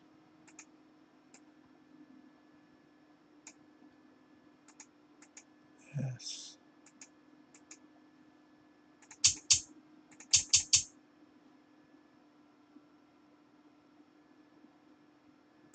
And he did this, which was a bit early.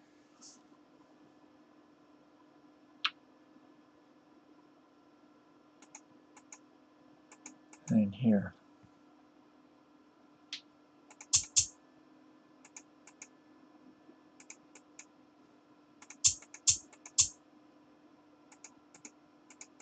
Okay. And when the opponent develops the silver like this to 4-3, see, he hasn't yet committed around this area.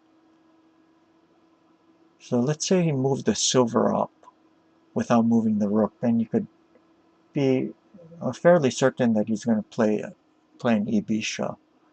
But now he still has the option of swinging his rook over, and so Sometimes it's a bit tricky.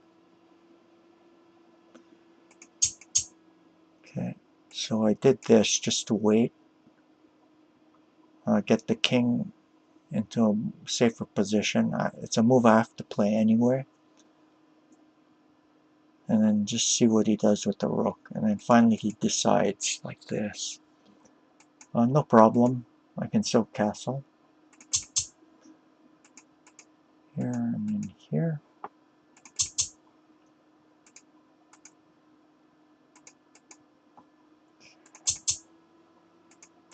Okay, so he's going into either a Gangi or a Tsunogin Gangi structure.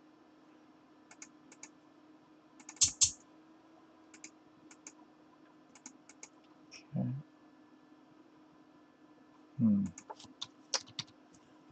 I suppose another thing I could do is continue on with a Bogin or another Hayakuri-gin. That's certainly possible. Like this. Or like this.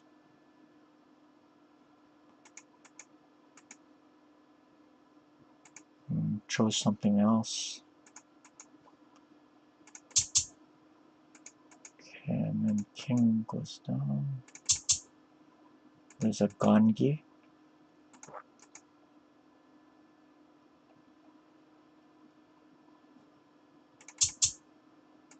So we're up here. Let me show you what I meant by what I was talking about before. If he continues like that, okay, this isn't a particularly great move or anything, but I'm just doing this to show you what happens. Okay, now after the difference between Gangi and Tsunogin Gangi is, you see after this push he can't, it's going to be hard for him to capture because of this fork. That's what I was talking about. So one of the things that that you saw a lot of was like this, and the silver comes up here. So you notice that there's going to be no longer that fork in the future.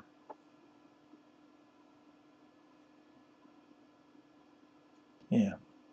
So there's that difference.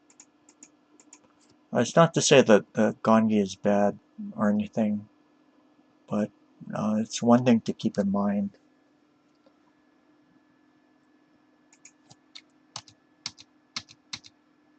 Okay, so he threatens to attack the head of my bishop. So I did that to stop the silver. If I did this, one thing I was worried about was him pushing the pawn like this. If it takes, then here. And then we'd have to go into some kind of semi like this. And then he takes here.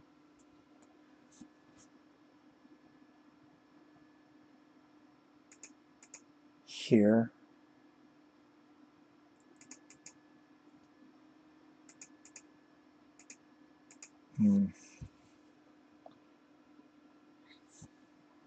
So I kind of don't know what's going on.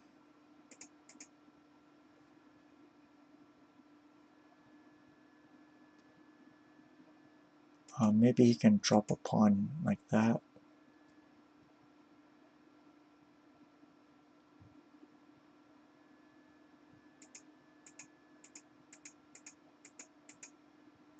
I don't know. But then I have this check.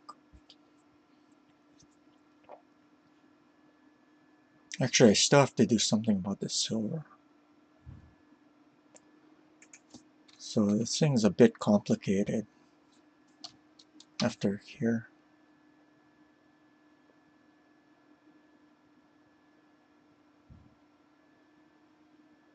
Yeah, maybe I'm still better. but I'm not completely sure.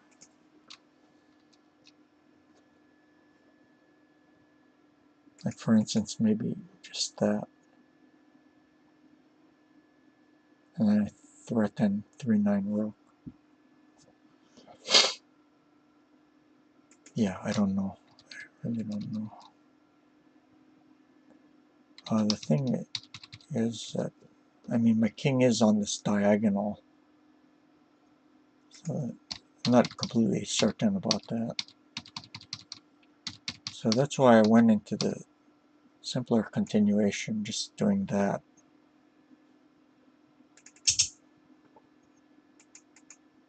Okay.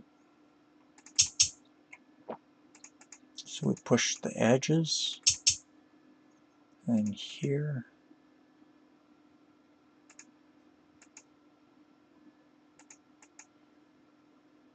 So, well, he threatens 3-5 pawn, so I have to do something about that.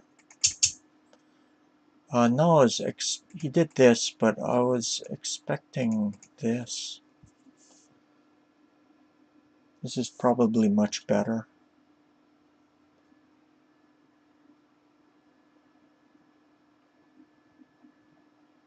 And then one thing I could do is this, or this.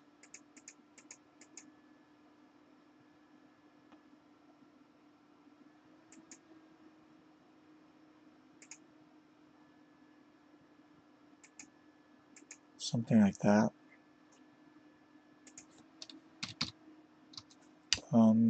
If this, then he threatens 4-4 silver.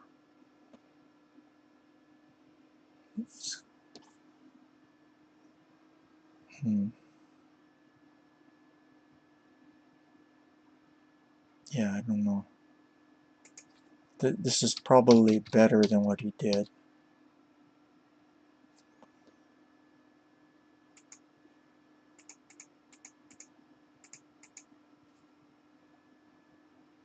Yeah, maybe this. Yeah, I'm not sure. Not sure. Okay. So he did that. So he develops a knight, but the thing about this is that 3-5 pawn is going to be harder to do because the head of the knight's weak. So maybe he'd have to do 8-4. Well, excuse me, 2-6 rook first before pushing it.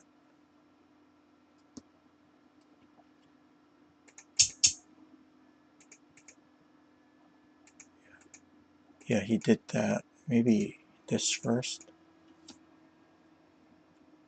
then this.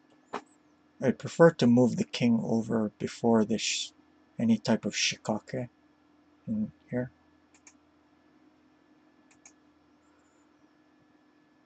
Yeah.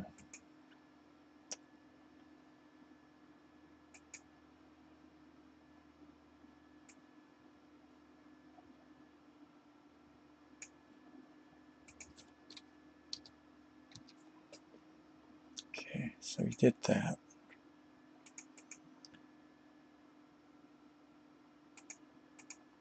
And like this. Look here. Have some up material, but I have no pawns in hand. So there's a bit of a technical issue here.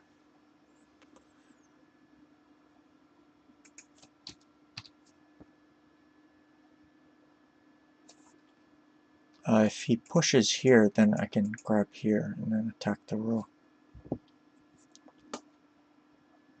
So maybe like this.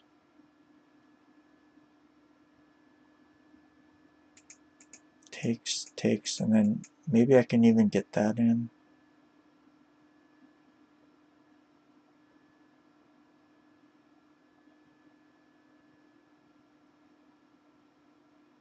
You know, if I get the rook in hand, his king isn't well positioned.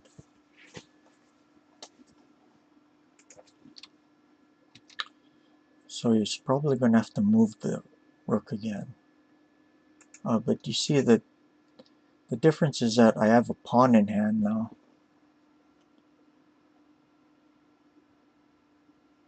So it might give me some opportunities.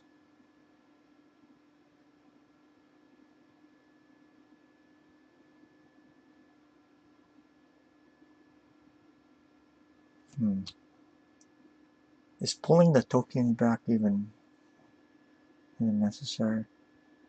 You see, I might give up the bishop for the silver, but this token is going to be pretty good at attack and defense. It's going to be very difficult for him to get at my king. Yeah, so probably this is still better for me. Okay, but he did this instead.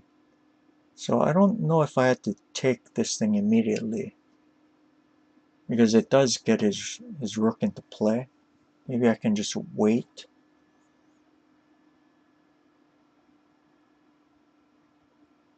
And try to do something to get a pawn in hand. Like maybe this might be an improvement.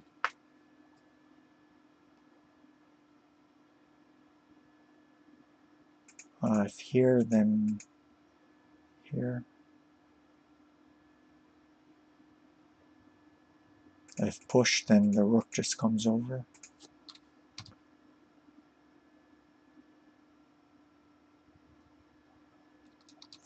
Or he could do this, and then bishop goes somewhere, maybe here, just to protect that. But then he has stuff like this. And he's getting play.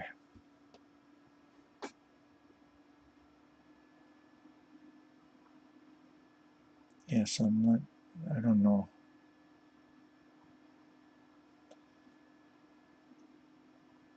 Yeah, this isn't completely clear either. Okay.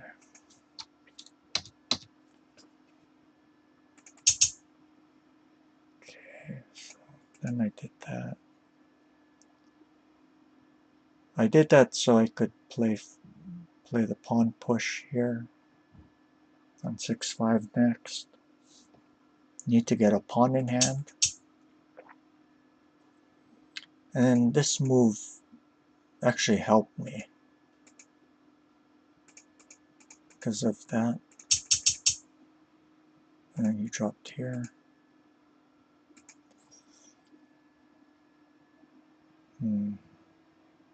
Maybe push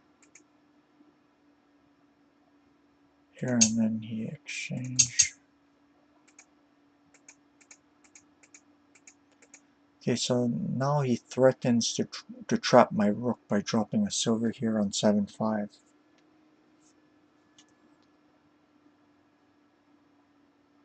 I grabbed here. This happened.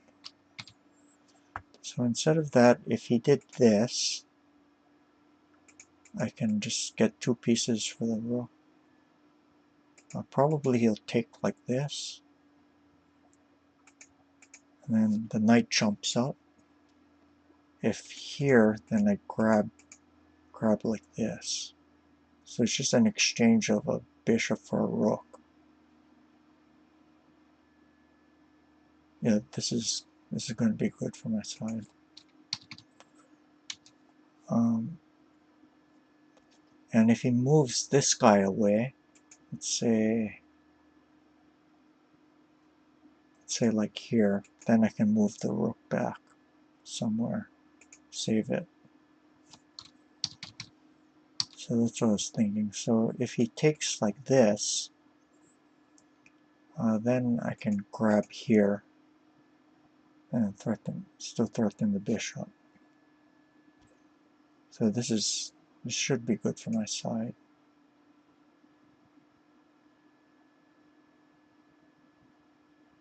I don't know if I might also be able to just grab the bishop too, but maybe this is better. Yeah, this is better.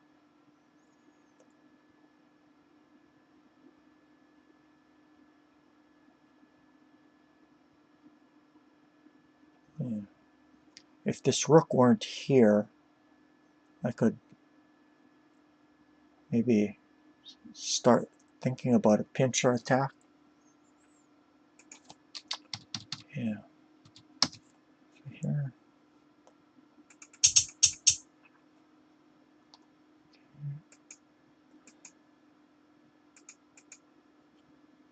And yeah, I don't mind exchanging my rook for the bishop.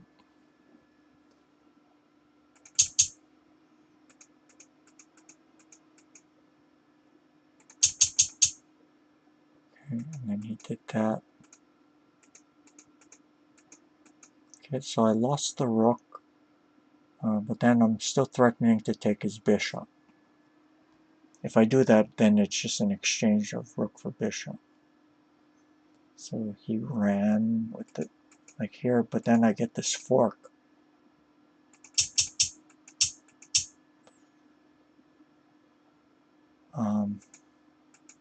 Here, and then just this. Threat mate. What he probably should have done, he grabbed here and it ended up like this. What he should have done was maybe moved here and just given up the gold. I mean, I think I'm still doing pretty well. But maybe he could have put up a little bit more resistance.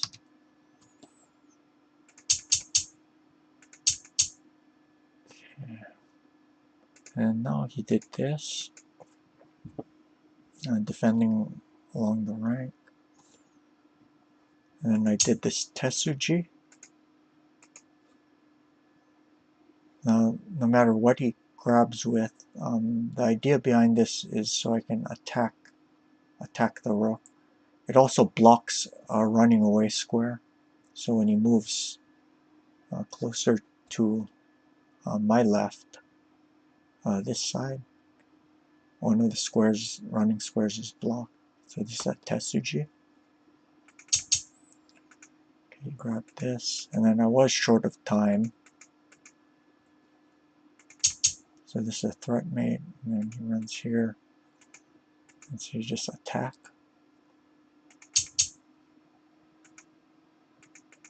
Grabbed here. And then I won on time. One thing I was looking at was this a mate, but I didn't have enough time on the clock to figure it out. If he grabs like this, then this is easy, like this. Okay. So that leaves this, and then this check here.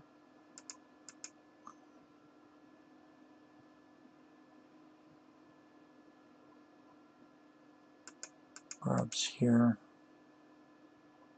and then he has to block it with something. Maybe like this, and then check.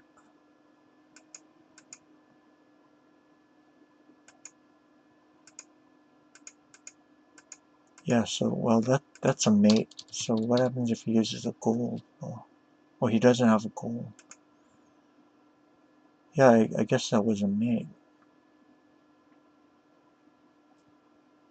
If he does this, then, you know, just this.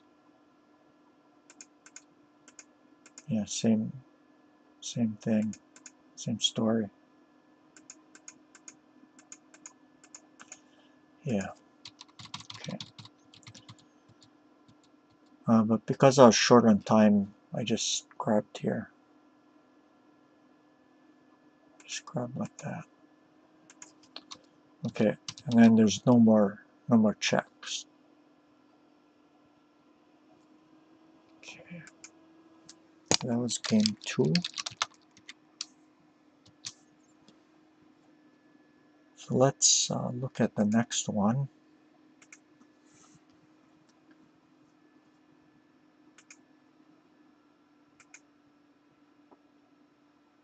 Okay, flip.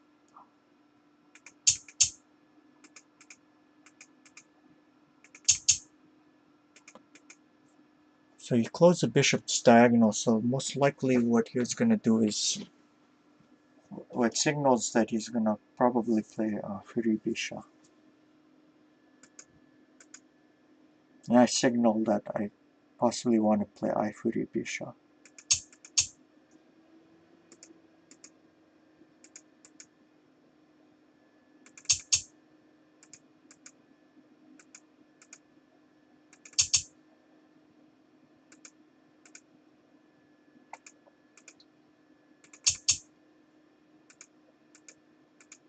Okay, so it's going to swing the rook over. So sometimes you push the pawn here first before you swing the rook over.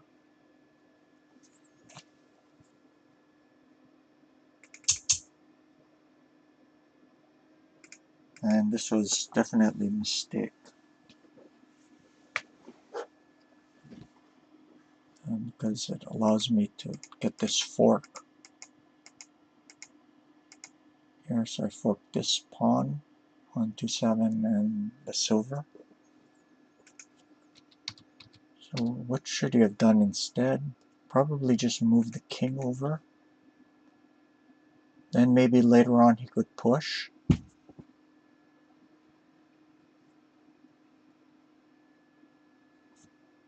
Now probably what I would do next is, he could do something like that. See, he threatens to move this over here and attack the head of the bishop.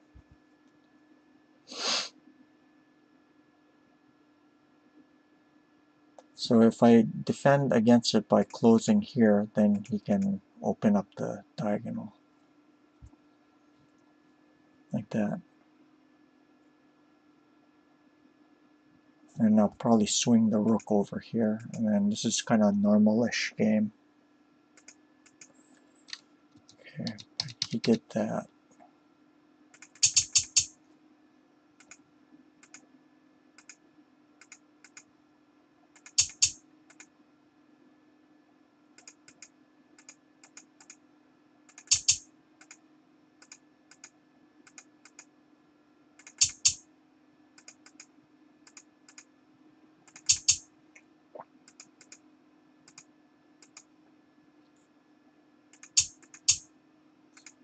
Okay, so you probably shouldn't have given up the next pawn like that. Maybe just moving this up like this. Oh, by the way, if you guys have any questions or comments, please please write something in chat. I'll be happy to try and answer your questions.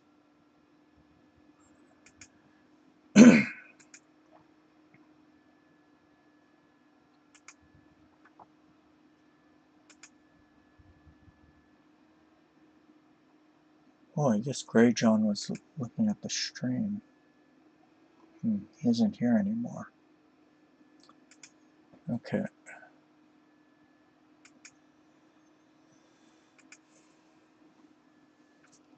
Yeah, so he defends the pawn, and then maybe later on you can swing the rook over to 6-8.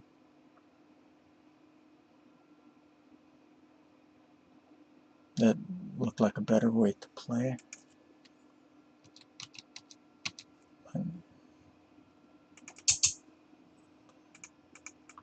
Yeah, these are too many pawns. He did this.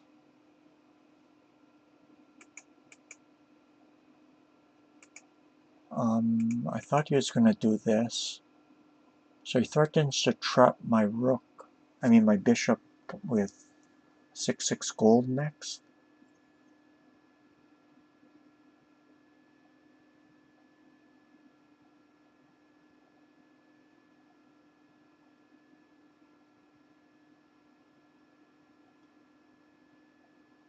So I thought that's what he was gonna do. Maybe I can just play like this.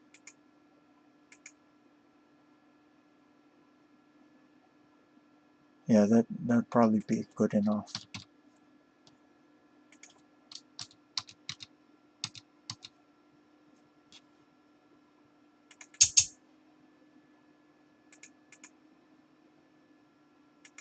So just get my king into safety.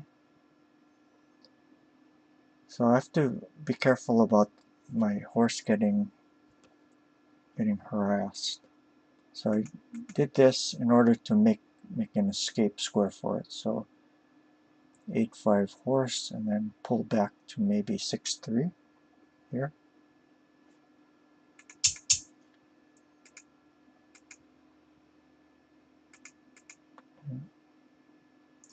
So his play is going to be in the center and along the diagonal.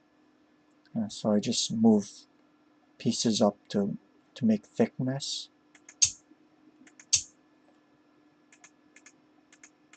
Okay, so now if he plays, he did that, but if he plays, let's say like this, I can maybe move the horse here, or maybe like this.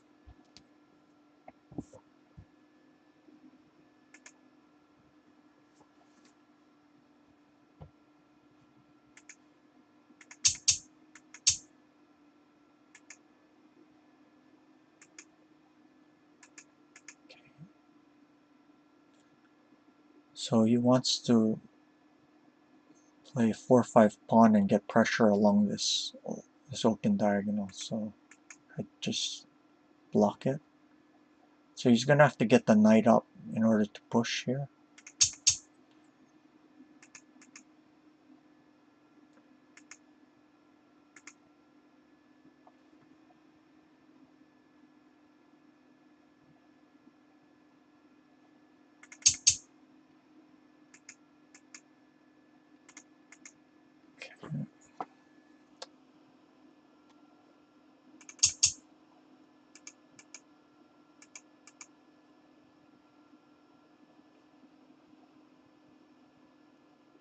Okay, so I got, there's some bad Aji good Aji for me along this diagonal.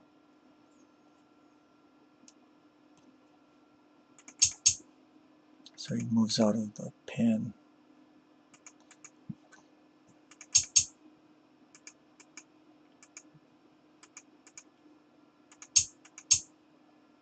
Okay.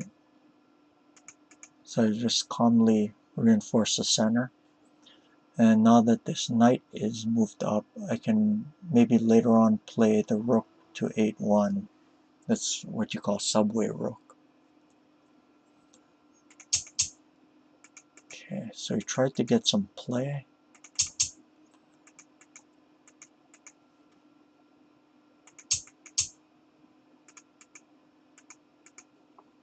Hmm.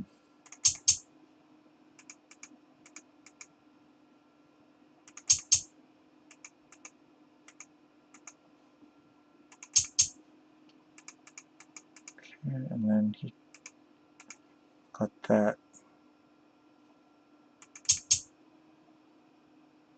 And then I dropped the knight here. Was there anything else? I know I was getting a little bit short on time.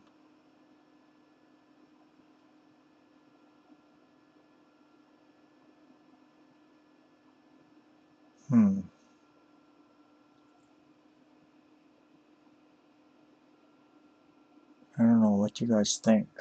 I almost feel like there should be something.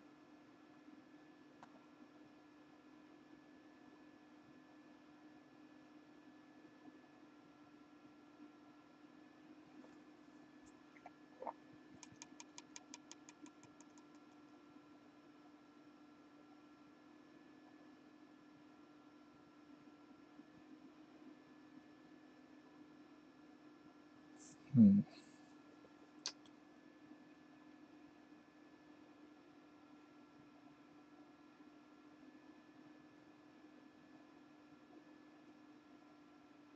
Yeah, I'm not sure.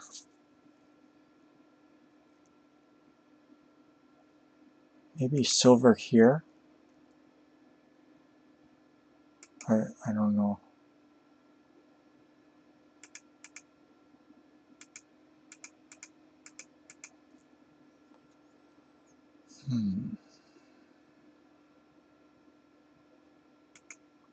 Yeah, but this kind of looks like what happened in the game, so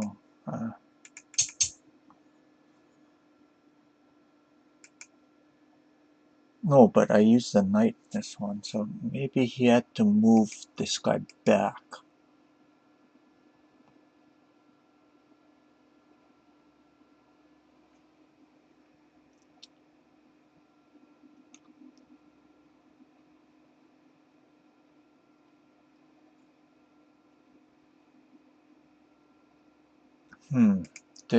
Do I have this though?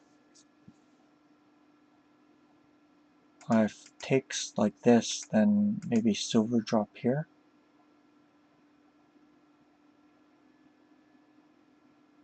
And then maybe I can save the silver. If rook takes,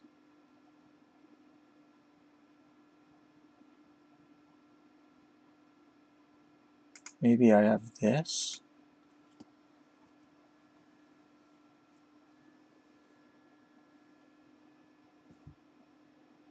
I have gold takes and take here, takes here, and then do this fork.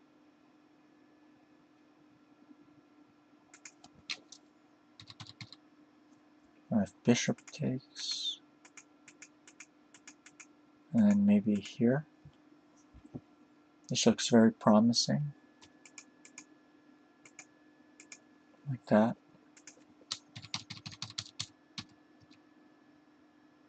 Yeah, so maybe this knight drop was best.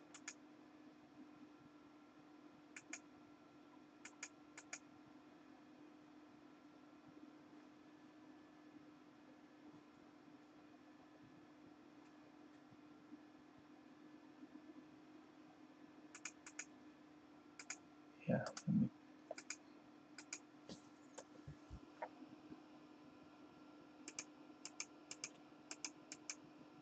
and I did that. So you see, when he pushed, he did stuff on this fourth file. You notice how it kind of came back to haunt him.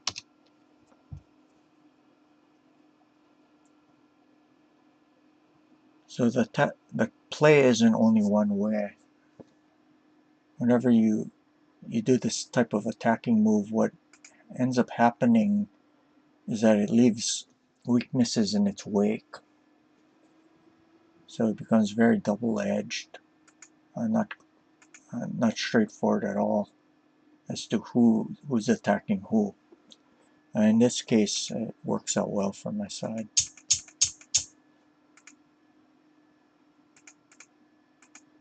Yeah. So maybe he had to just defend like this.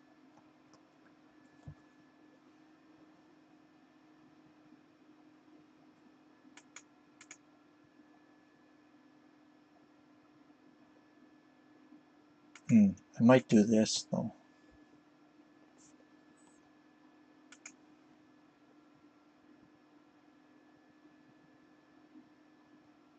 This also looks pretty strong. Like this. If takes.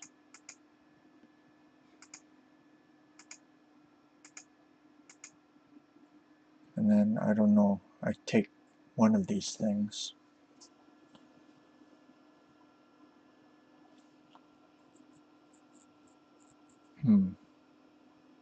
But there's still some work to be done. There. So there's probably maybe a better move.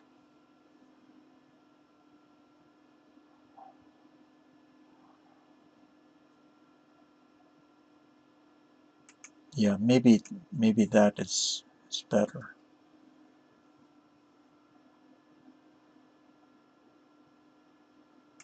If here,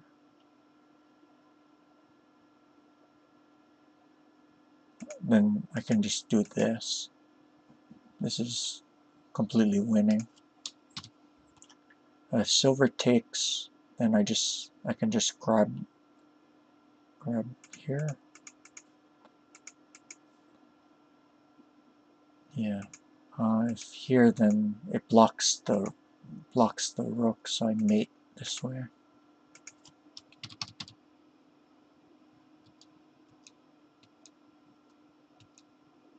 Excuse me, if silver here, I mate like this. Sorry.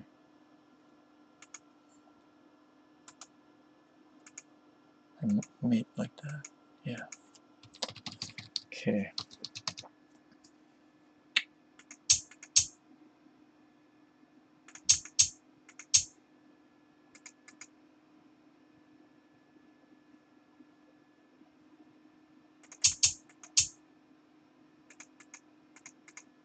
And I did this.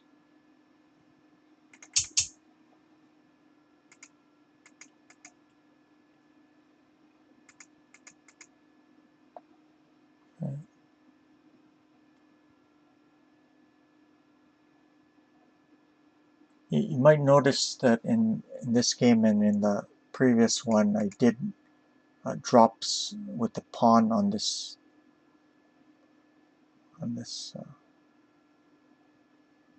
rank. Primary purpose is to block this, the sideways action of the rook, and if the rook takes it, then it gets closer to my attacking pieces. That's thematic.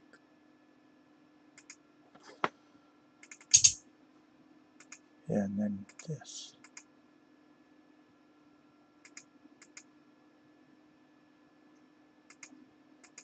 Yeah, no.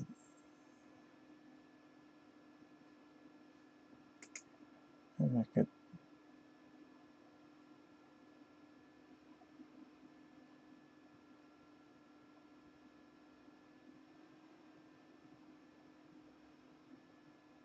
Yeah, this is fine.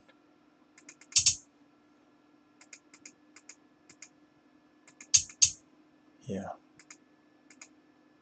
Okay. All right. So that was game 3. So one more to look at.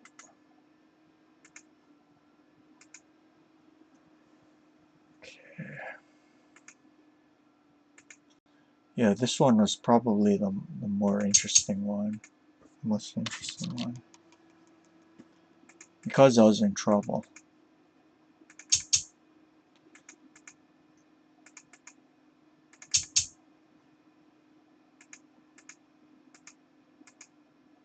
Okay, so I have to be careful after he exchanges the pawns on this third file, and then he can threaten to take the pawn on 6-6.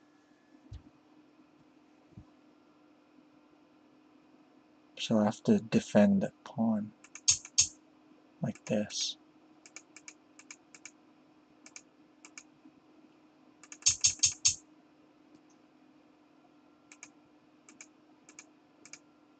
And I did that.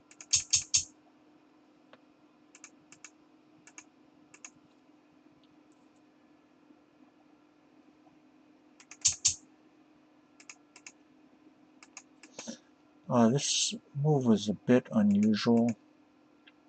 This one. Maybe here was normal. And then move the silver up here.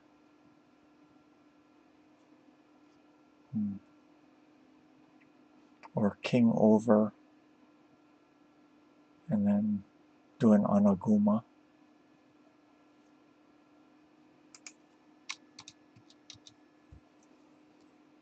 So when he does this, actually no, he just moves the he can just move the king over to 7-2 and go into a normal position. So yeah, this move's totally okay. There's a follow-up that I thought was kind of weird. He did this. So when he moves the gold up like that, what he probably wants to do is play 7-4 pawn and 7-3 silver and get a right side Yagura type opening.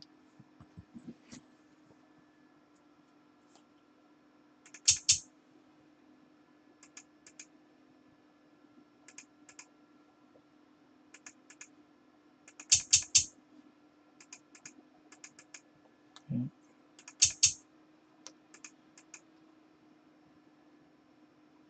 And I continue on a little bit strangely. What I probably should have done was just go like this. This is normal, I think.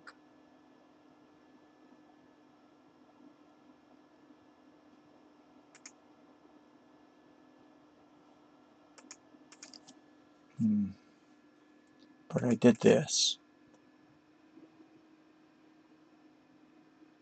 I was planning on doing a Takara left king, Takara Ryu.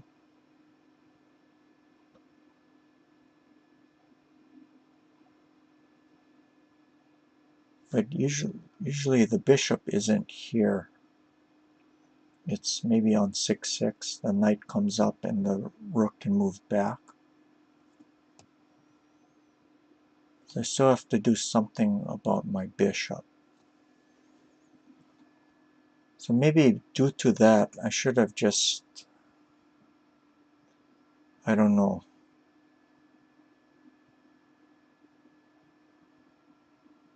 just done this.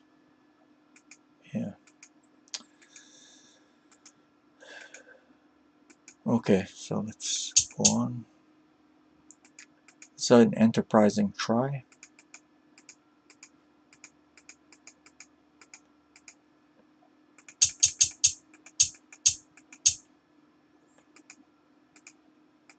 So it leads to an exchange.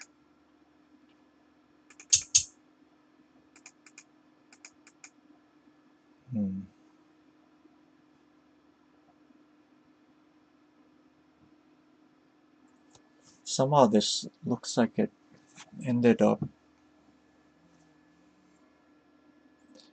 I mean, you know, the thing is, if my king were here on 3-8, maybe it would be, the situation would be even worse.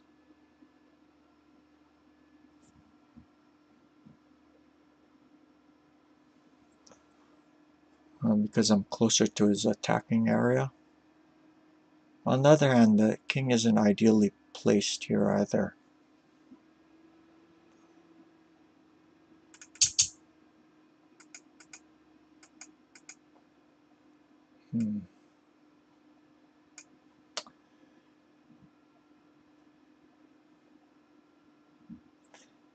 So he wants to do something like 1-7 pawn promotes, knight takes, and then 1-6 pawn.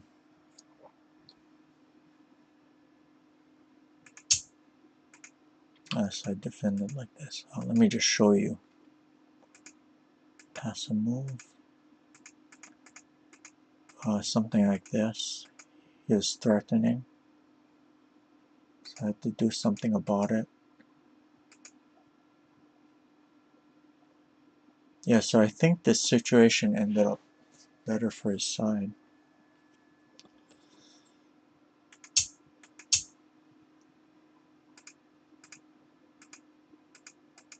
Okay. I exchange first so that his silver goes away from his king. So it's going to weaken the position. And I can't do this because of this. So I have to go here first.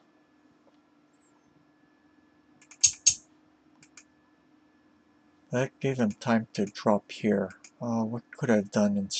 Could I have could have done this first. But then he drops here. And here. And then he promotes like that. So he ended up getting a breakthrough. He'd end up getting a breakthrough.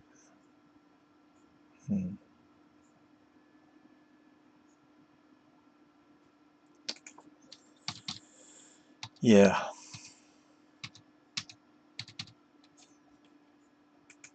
So I did that.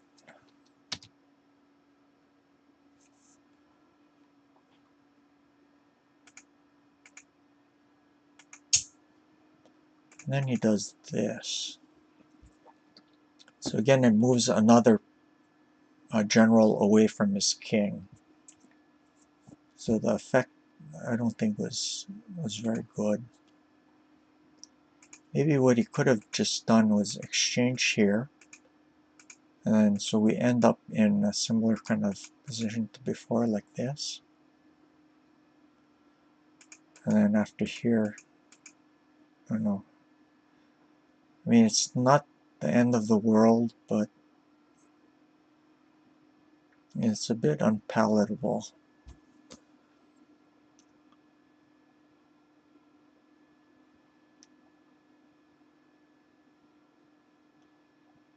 I can't exchange this pawn here because he has this bishop takes. Here, let me show you. Oh, sorry. Cancel. Like this, because I'd have to worry about things like this. Another thing is like this, trapping the rook. Then it would force me to grab here.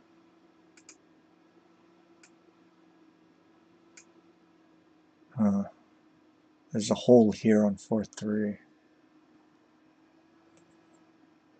If it takes like this, then maybe I can do that.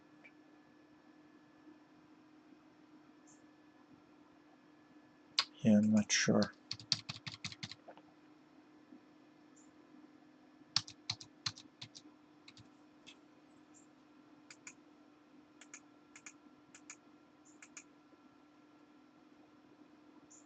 Yeah, this doesn't look very good. Okay.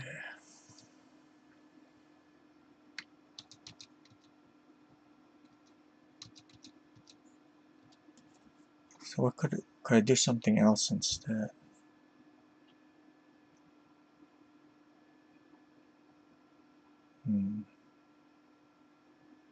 I guess this.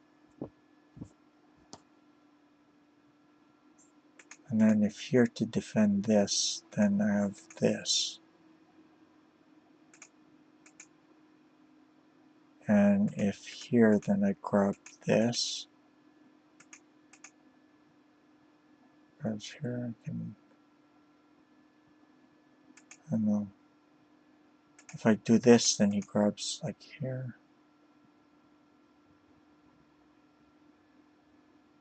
Threatening the horse and promotion.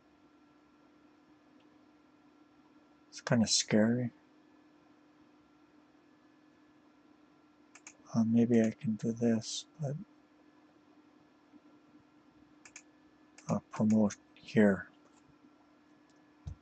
And then it's with check, so he can defend this 5-3 square afterwards.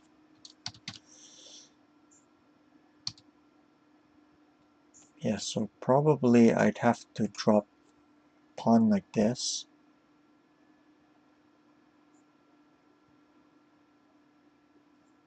Yeah, maybe I'm okay. Maybe I'm okay.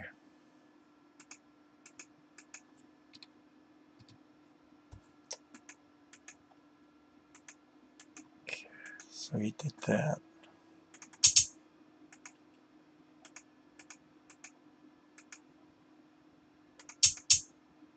Oh, sorry, he took with the...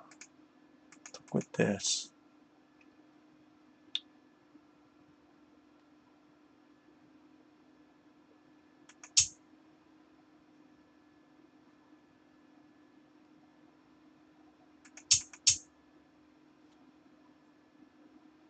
Then I defend it like this.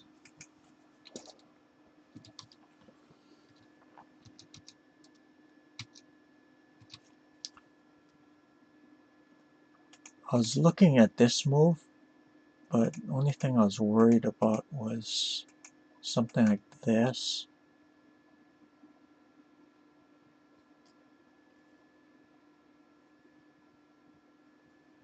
Then maybe I have here.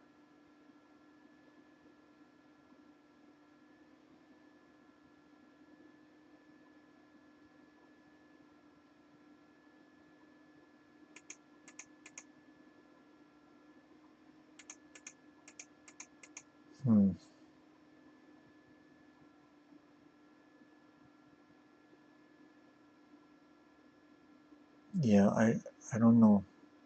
I don't know.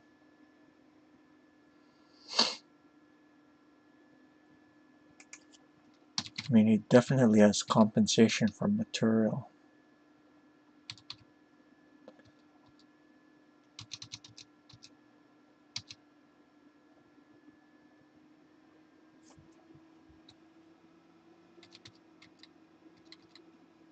So maybe it was okay.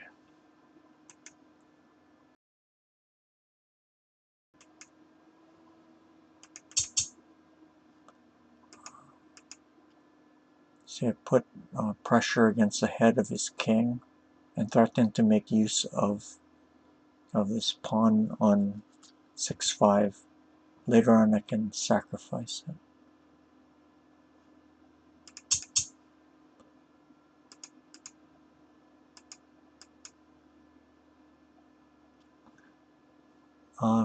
He did this.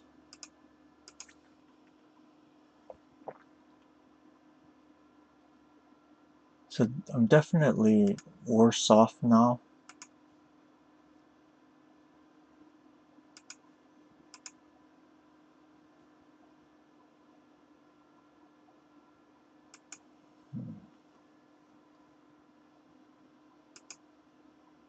I think one of the things you could have done was attack my bishop.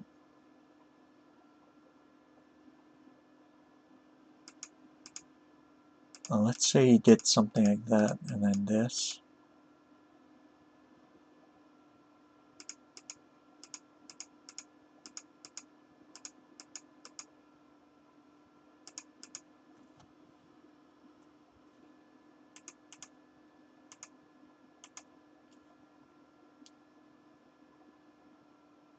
Hmm.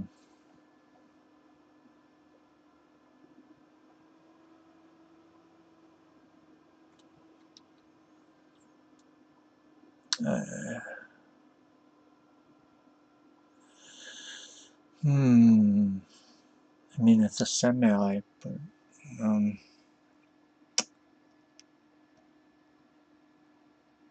yeah, I don't know. I don't know.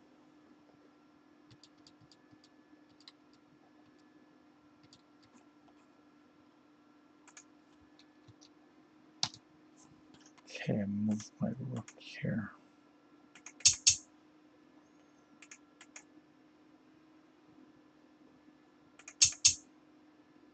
Okay.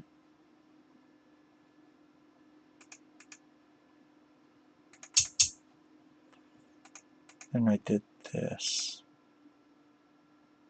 Maybe I should have moved the knight up.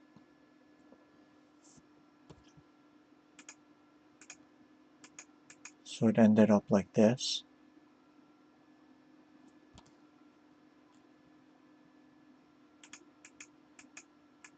Yeah.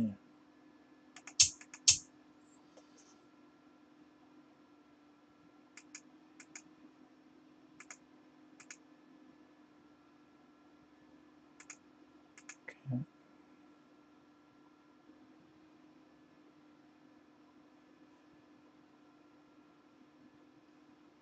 So this definitely helped help me. Because he's exchanging a piece in hand for a piece on the board.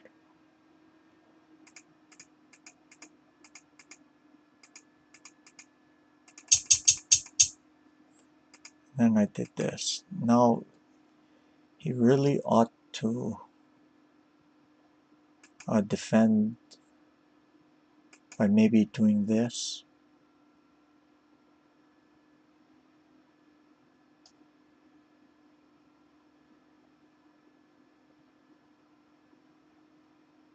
Yeah, this is looked a lot better.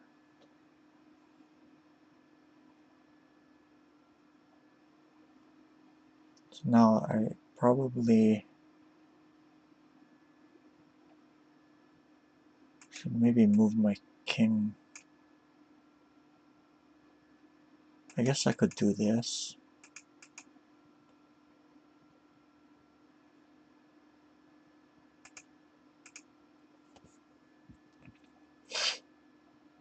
Keep putting pressure against his king. But then I have no pawns in hand, so this check is kind of annoying. I'm probably going to have to move up like this, and then you can keep attacking.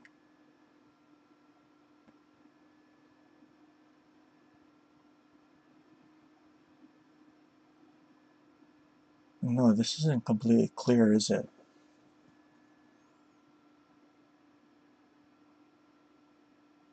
Because I do have this.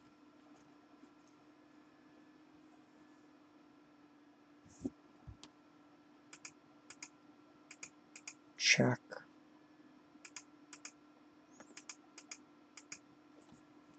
Like this.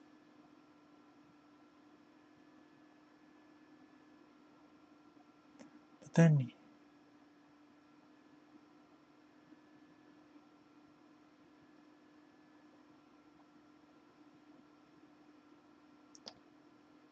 if he does this, then I run here.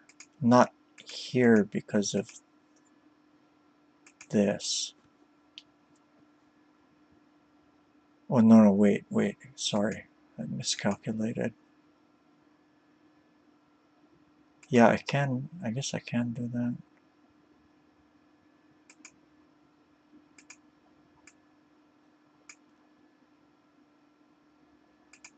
And then this check here. King up. See, I threaten mate.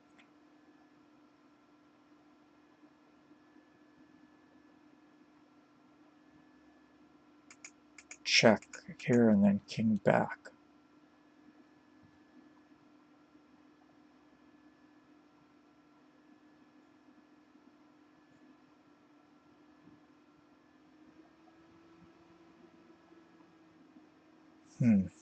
Is this just Gyakuten?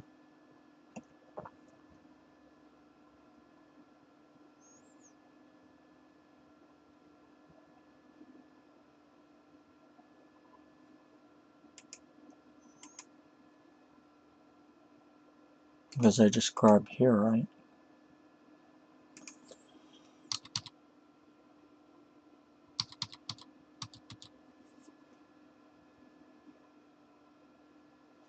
So maybe instead of that, you can just do like this. Then I grab here. Yeah.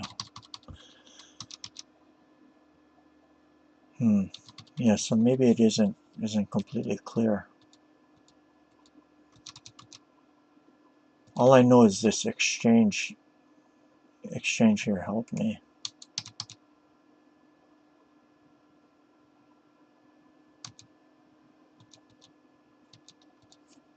Maybe he has to run. Let's say here. That actually looks a lot better. He can always take the rook later on. And if I continue like this, then he can Might be able to do that. Can I grab it though, because the knight's pinned?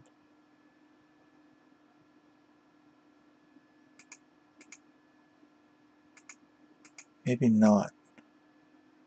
He still has running room. Still has running room.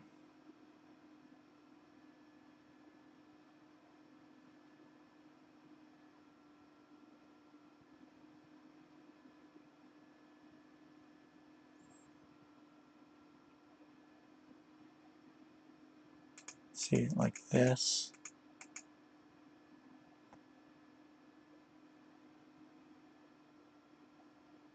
Then this check, king goes over. If check here, then runs like that.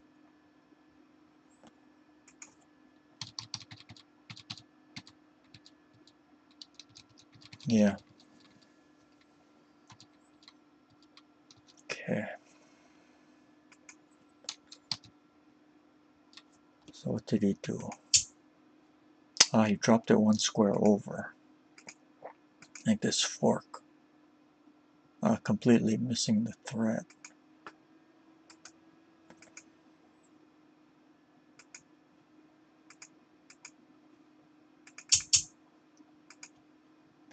So now he should probably do like this.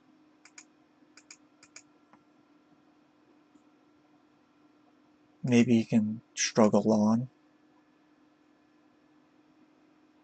Or maybe take here first.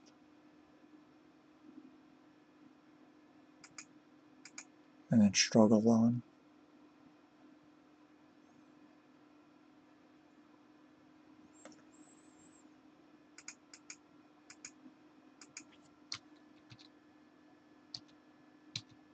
But he dropped the pawn here, so easy mate.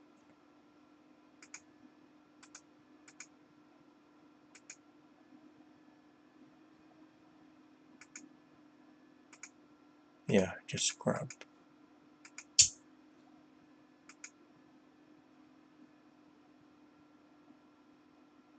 I mean, it's not a mate, but it's a yosei.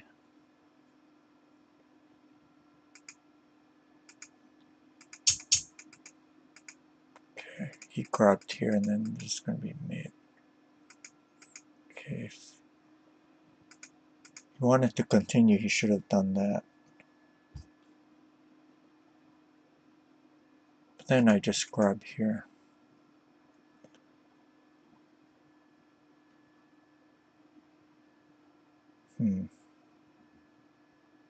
I don't know. Excuse me. Take it here.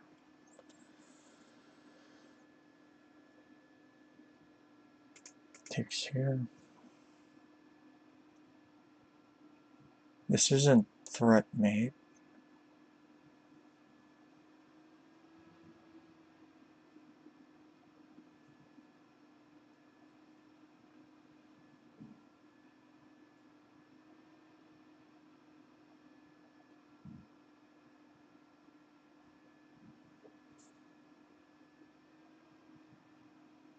But I probably want to do something about my king position.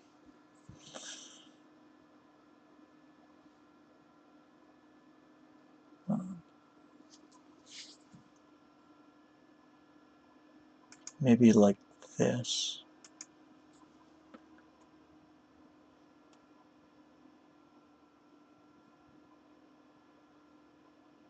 Yeah, I think I'm fine. Okay, so that's it for this game. Thank you everyone for joining me today. Anyway, if you guys are interested, I do offer private lessons. You can, if interested, you can reach me at alexi2539@gmail.com. Also, please join us on the traditional board game server. I'll put the link in the chat room.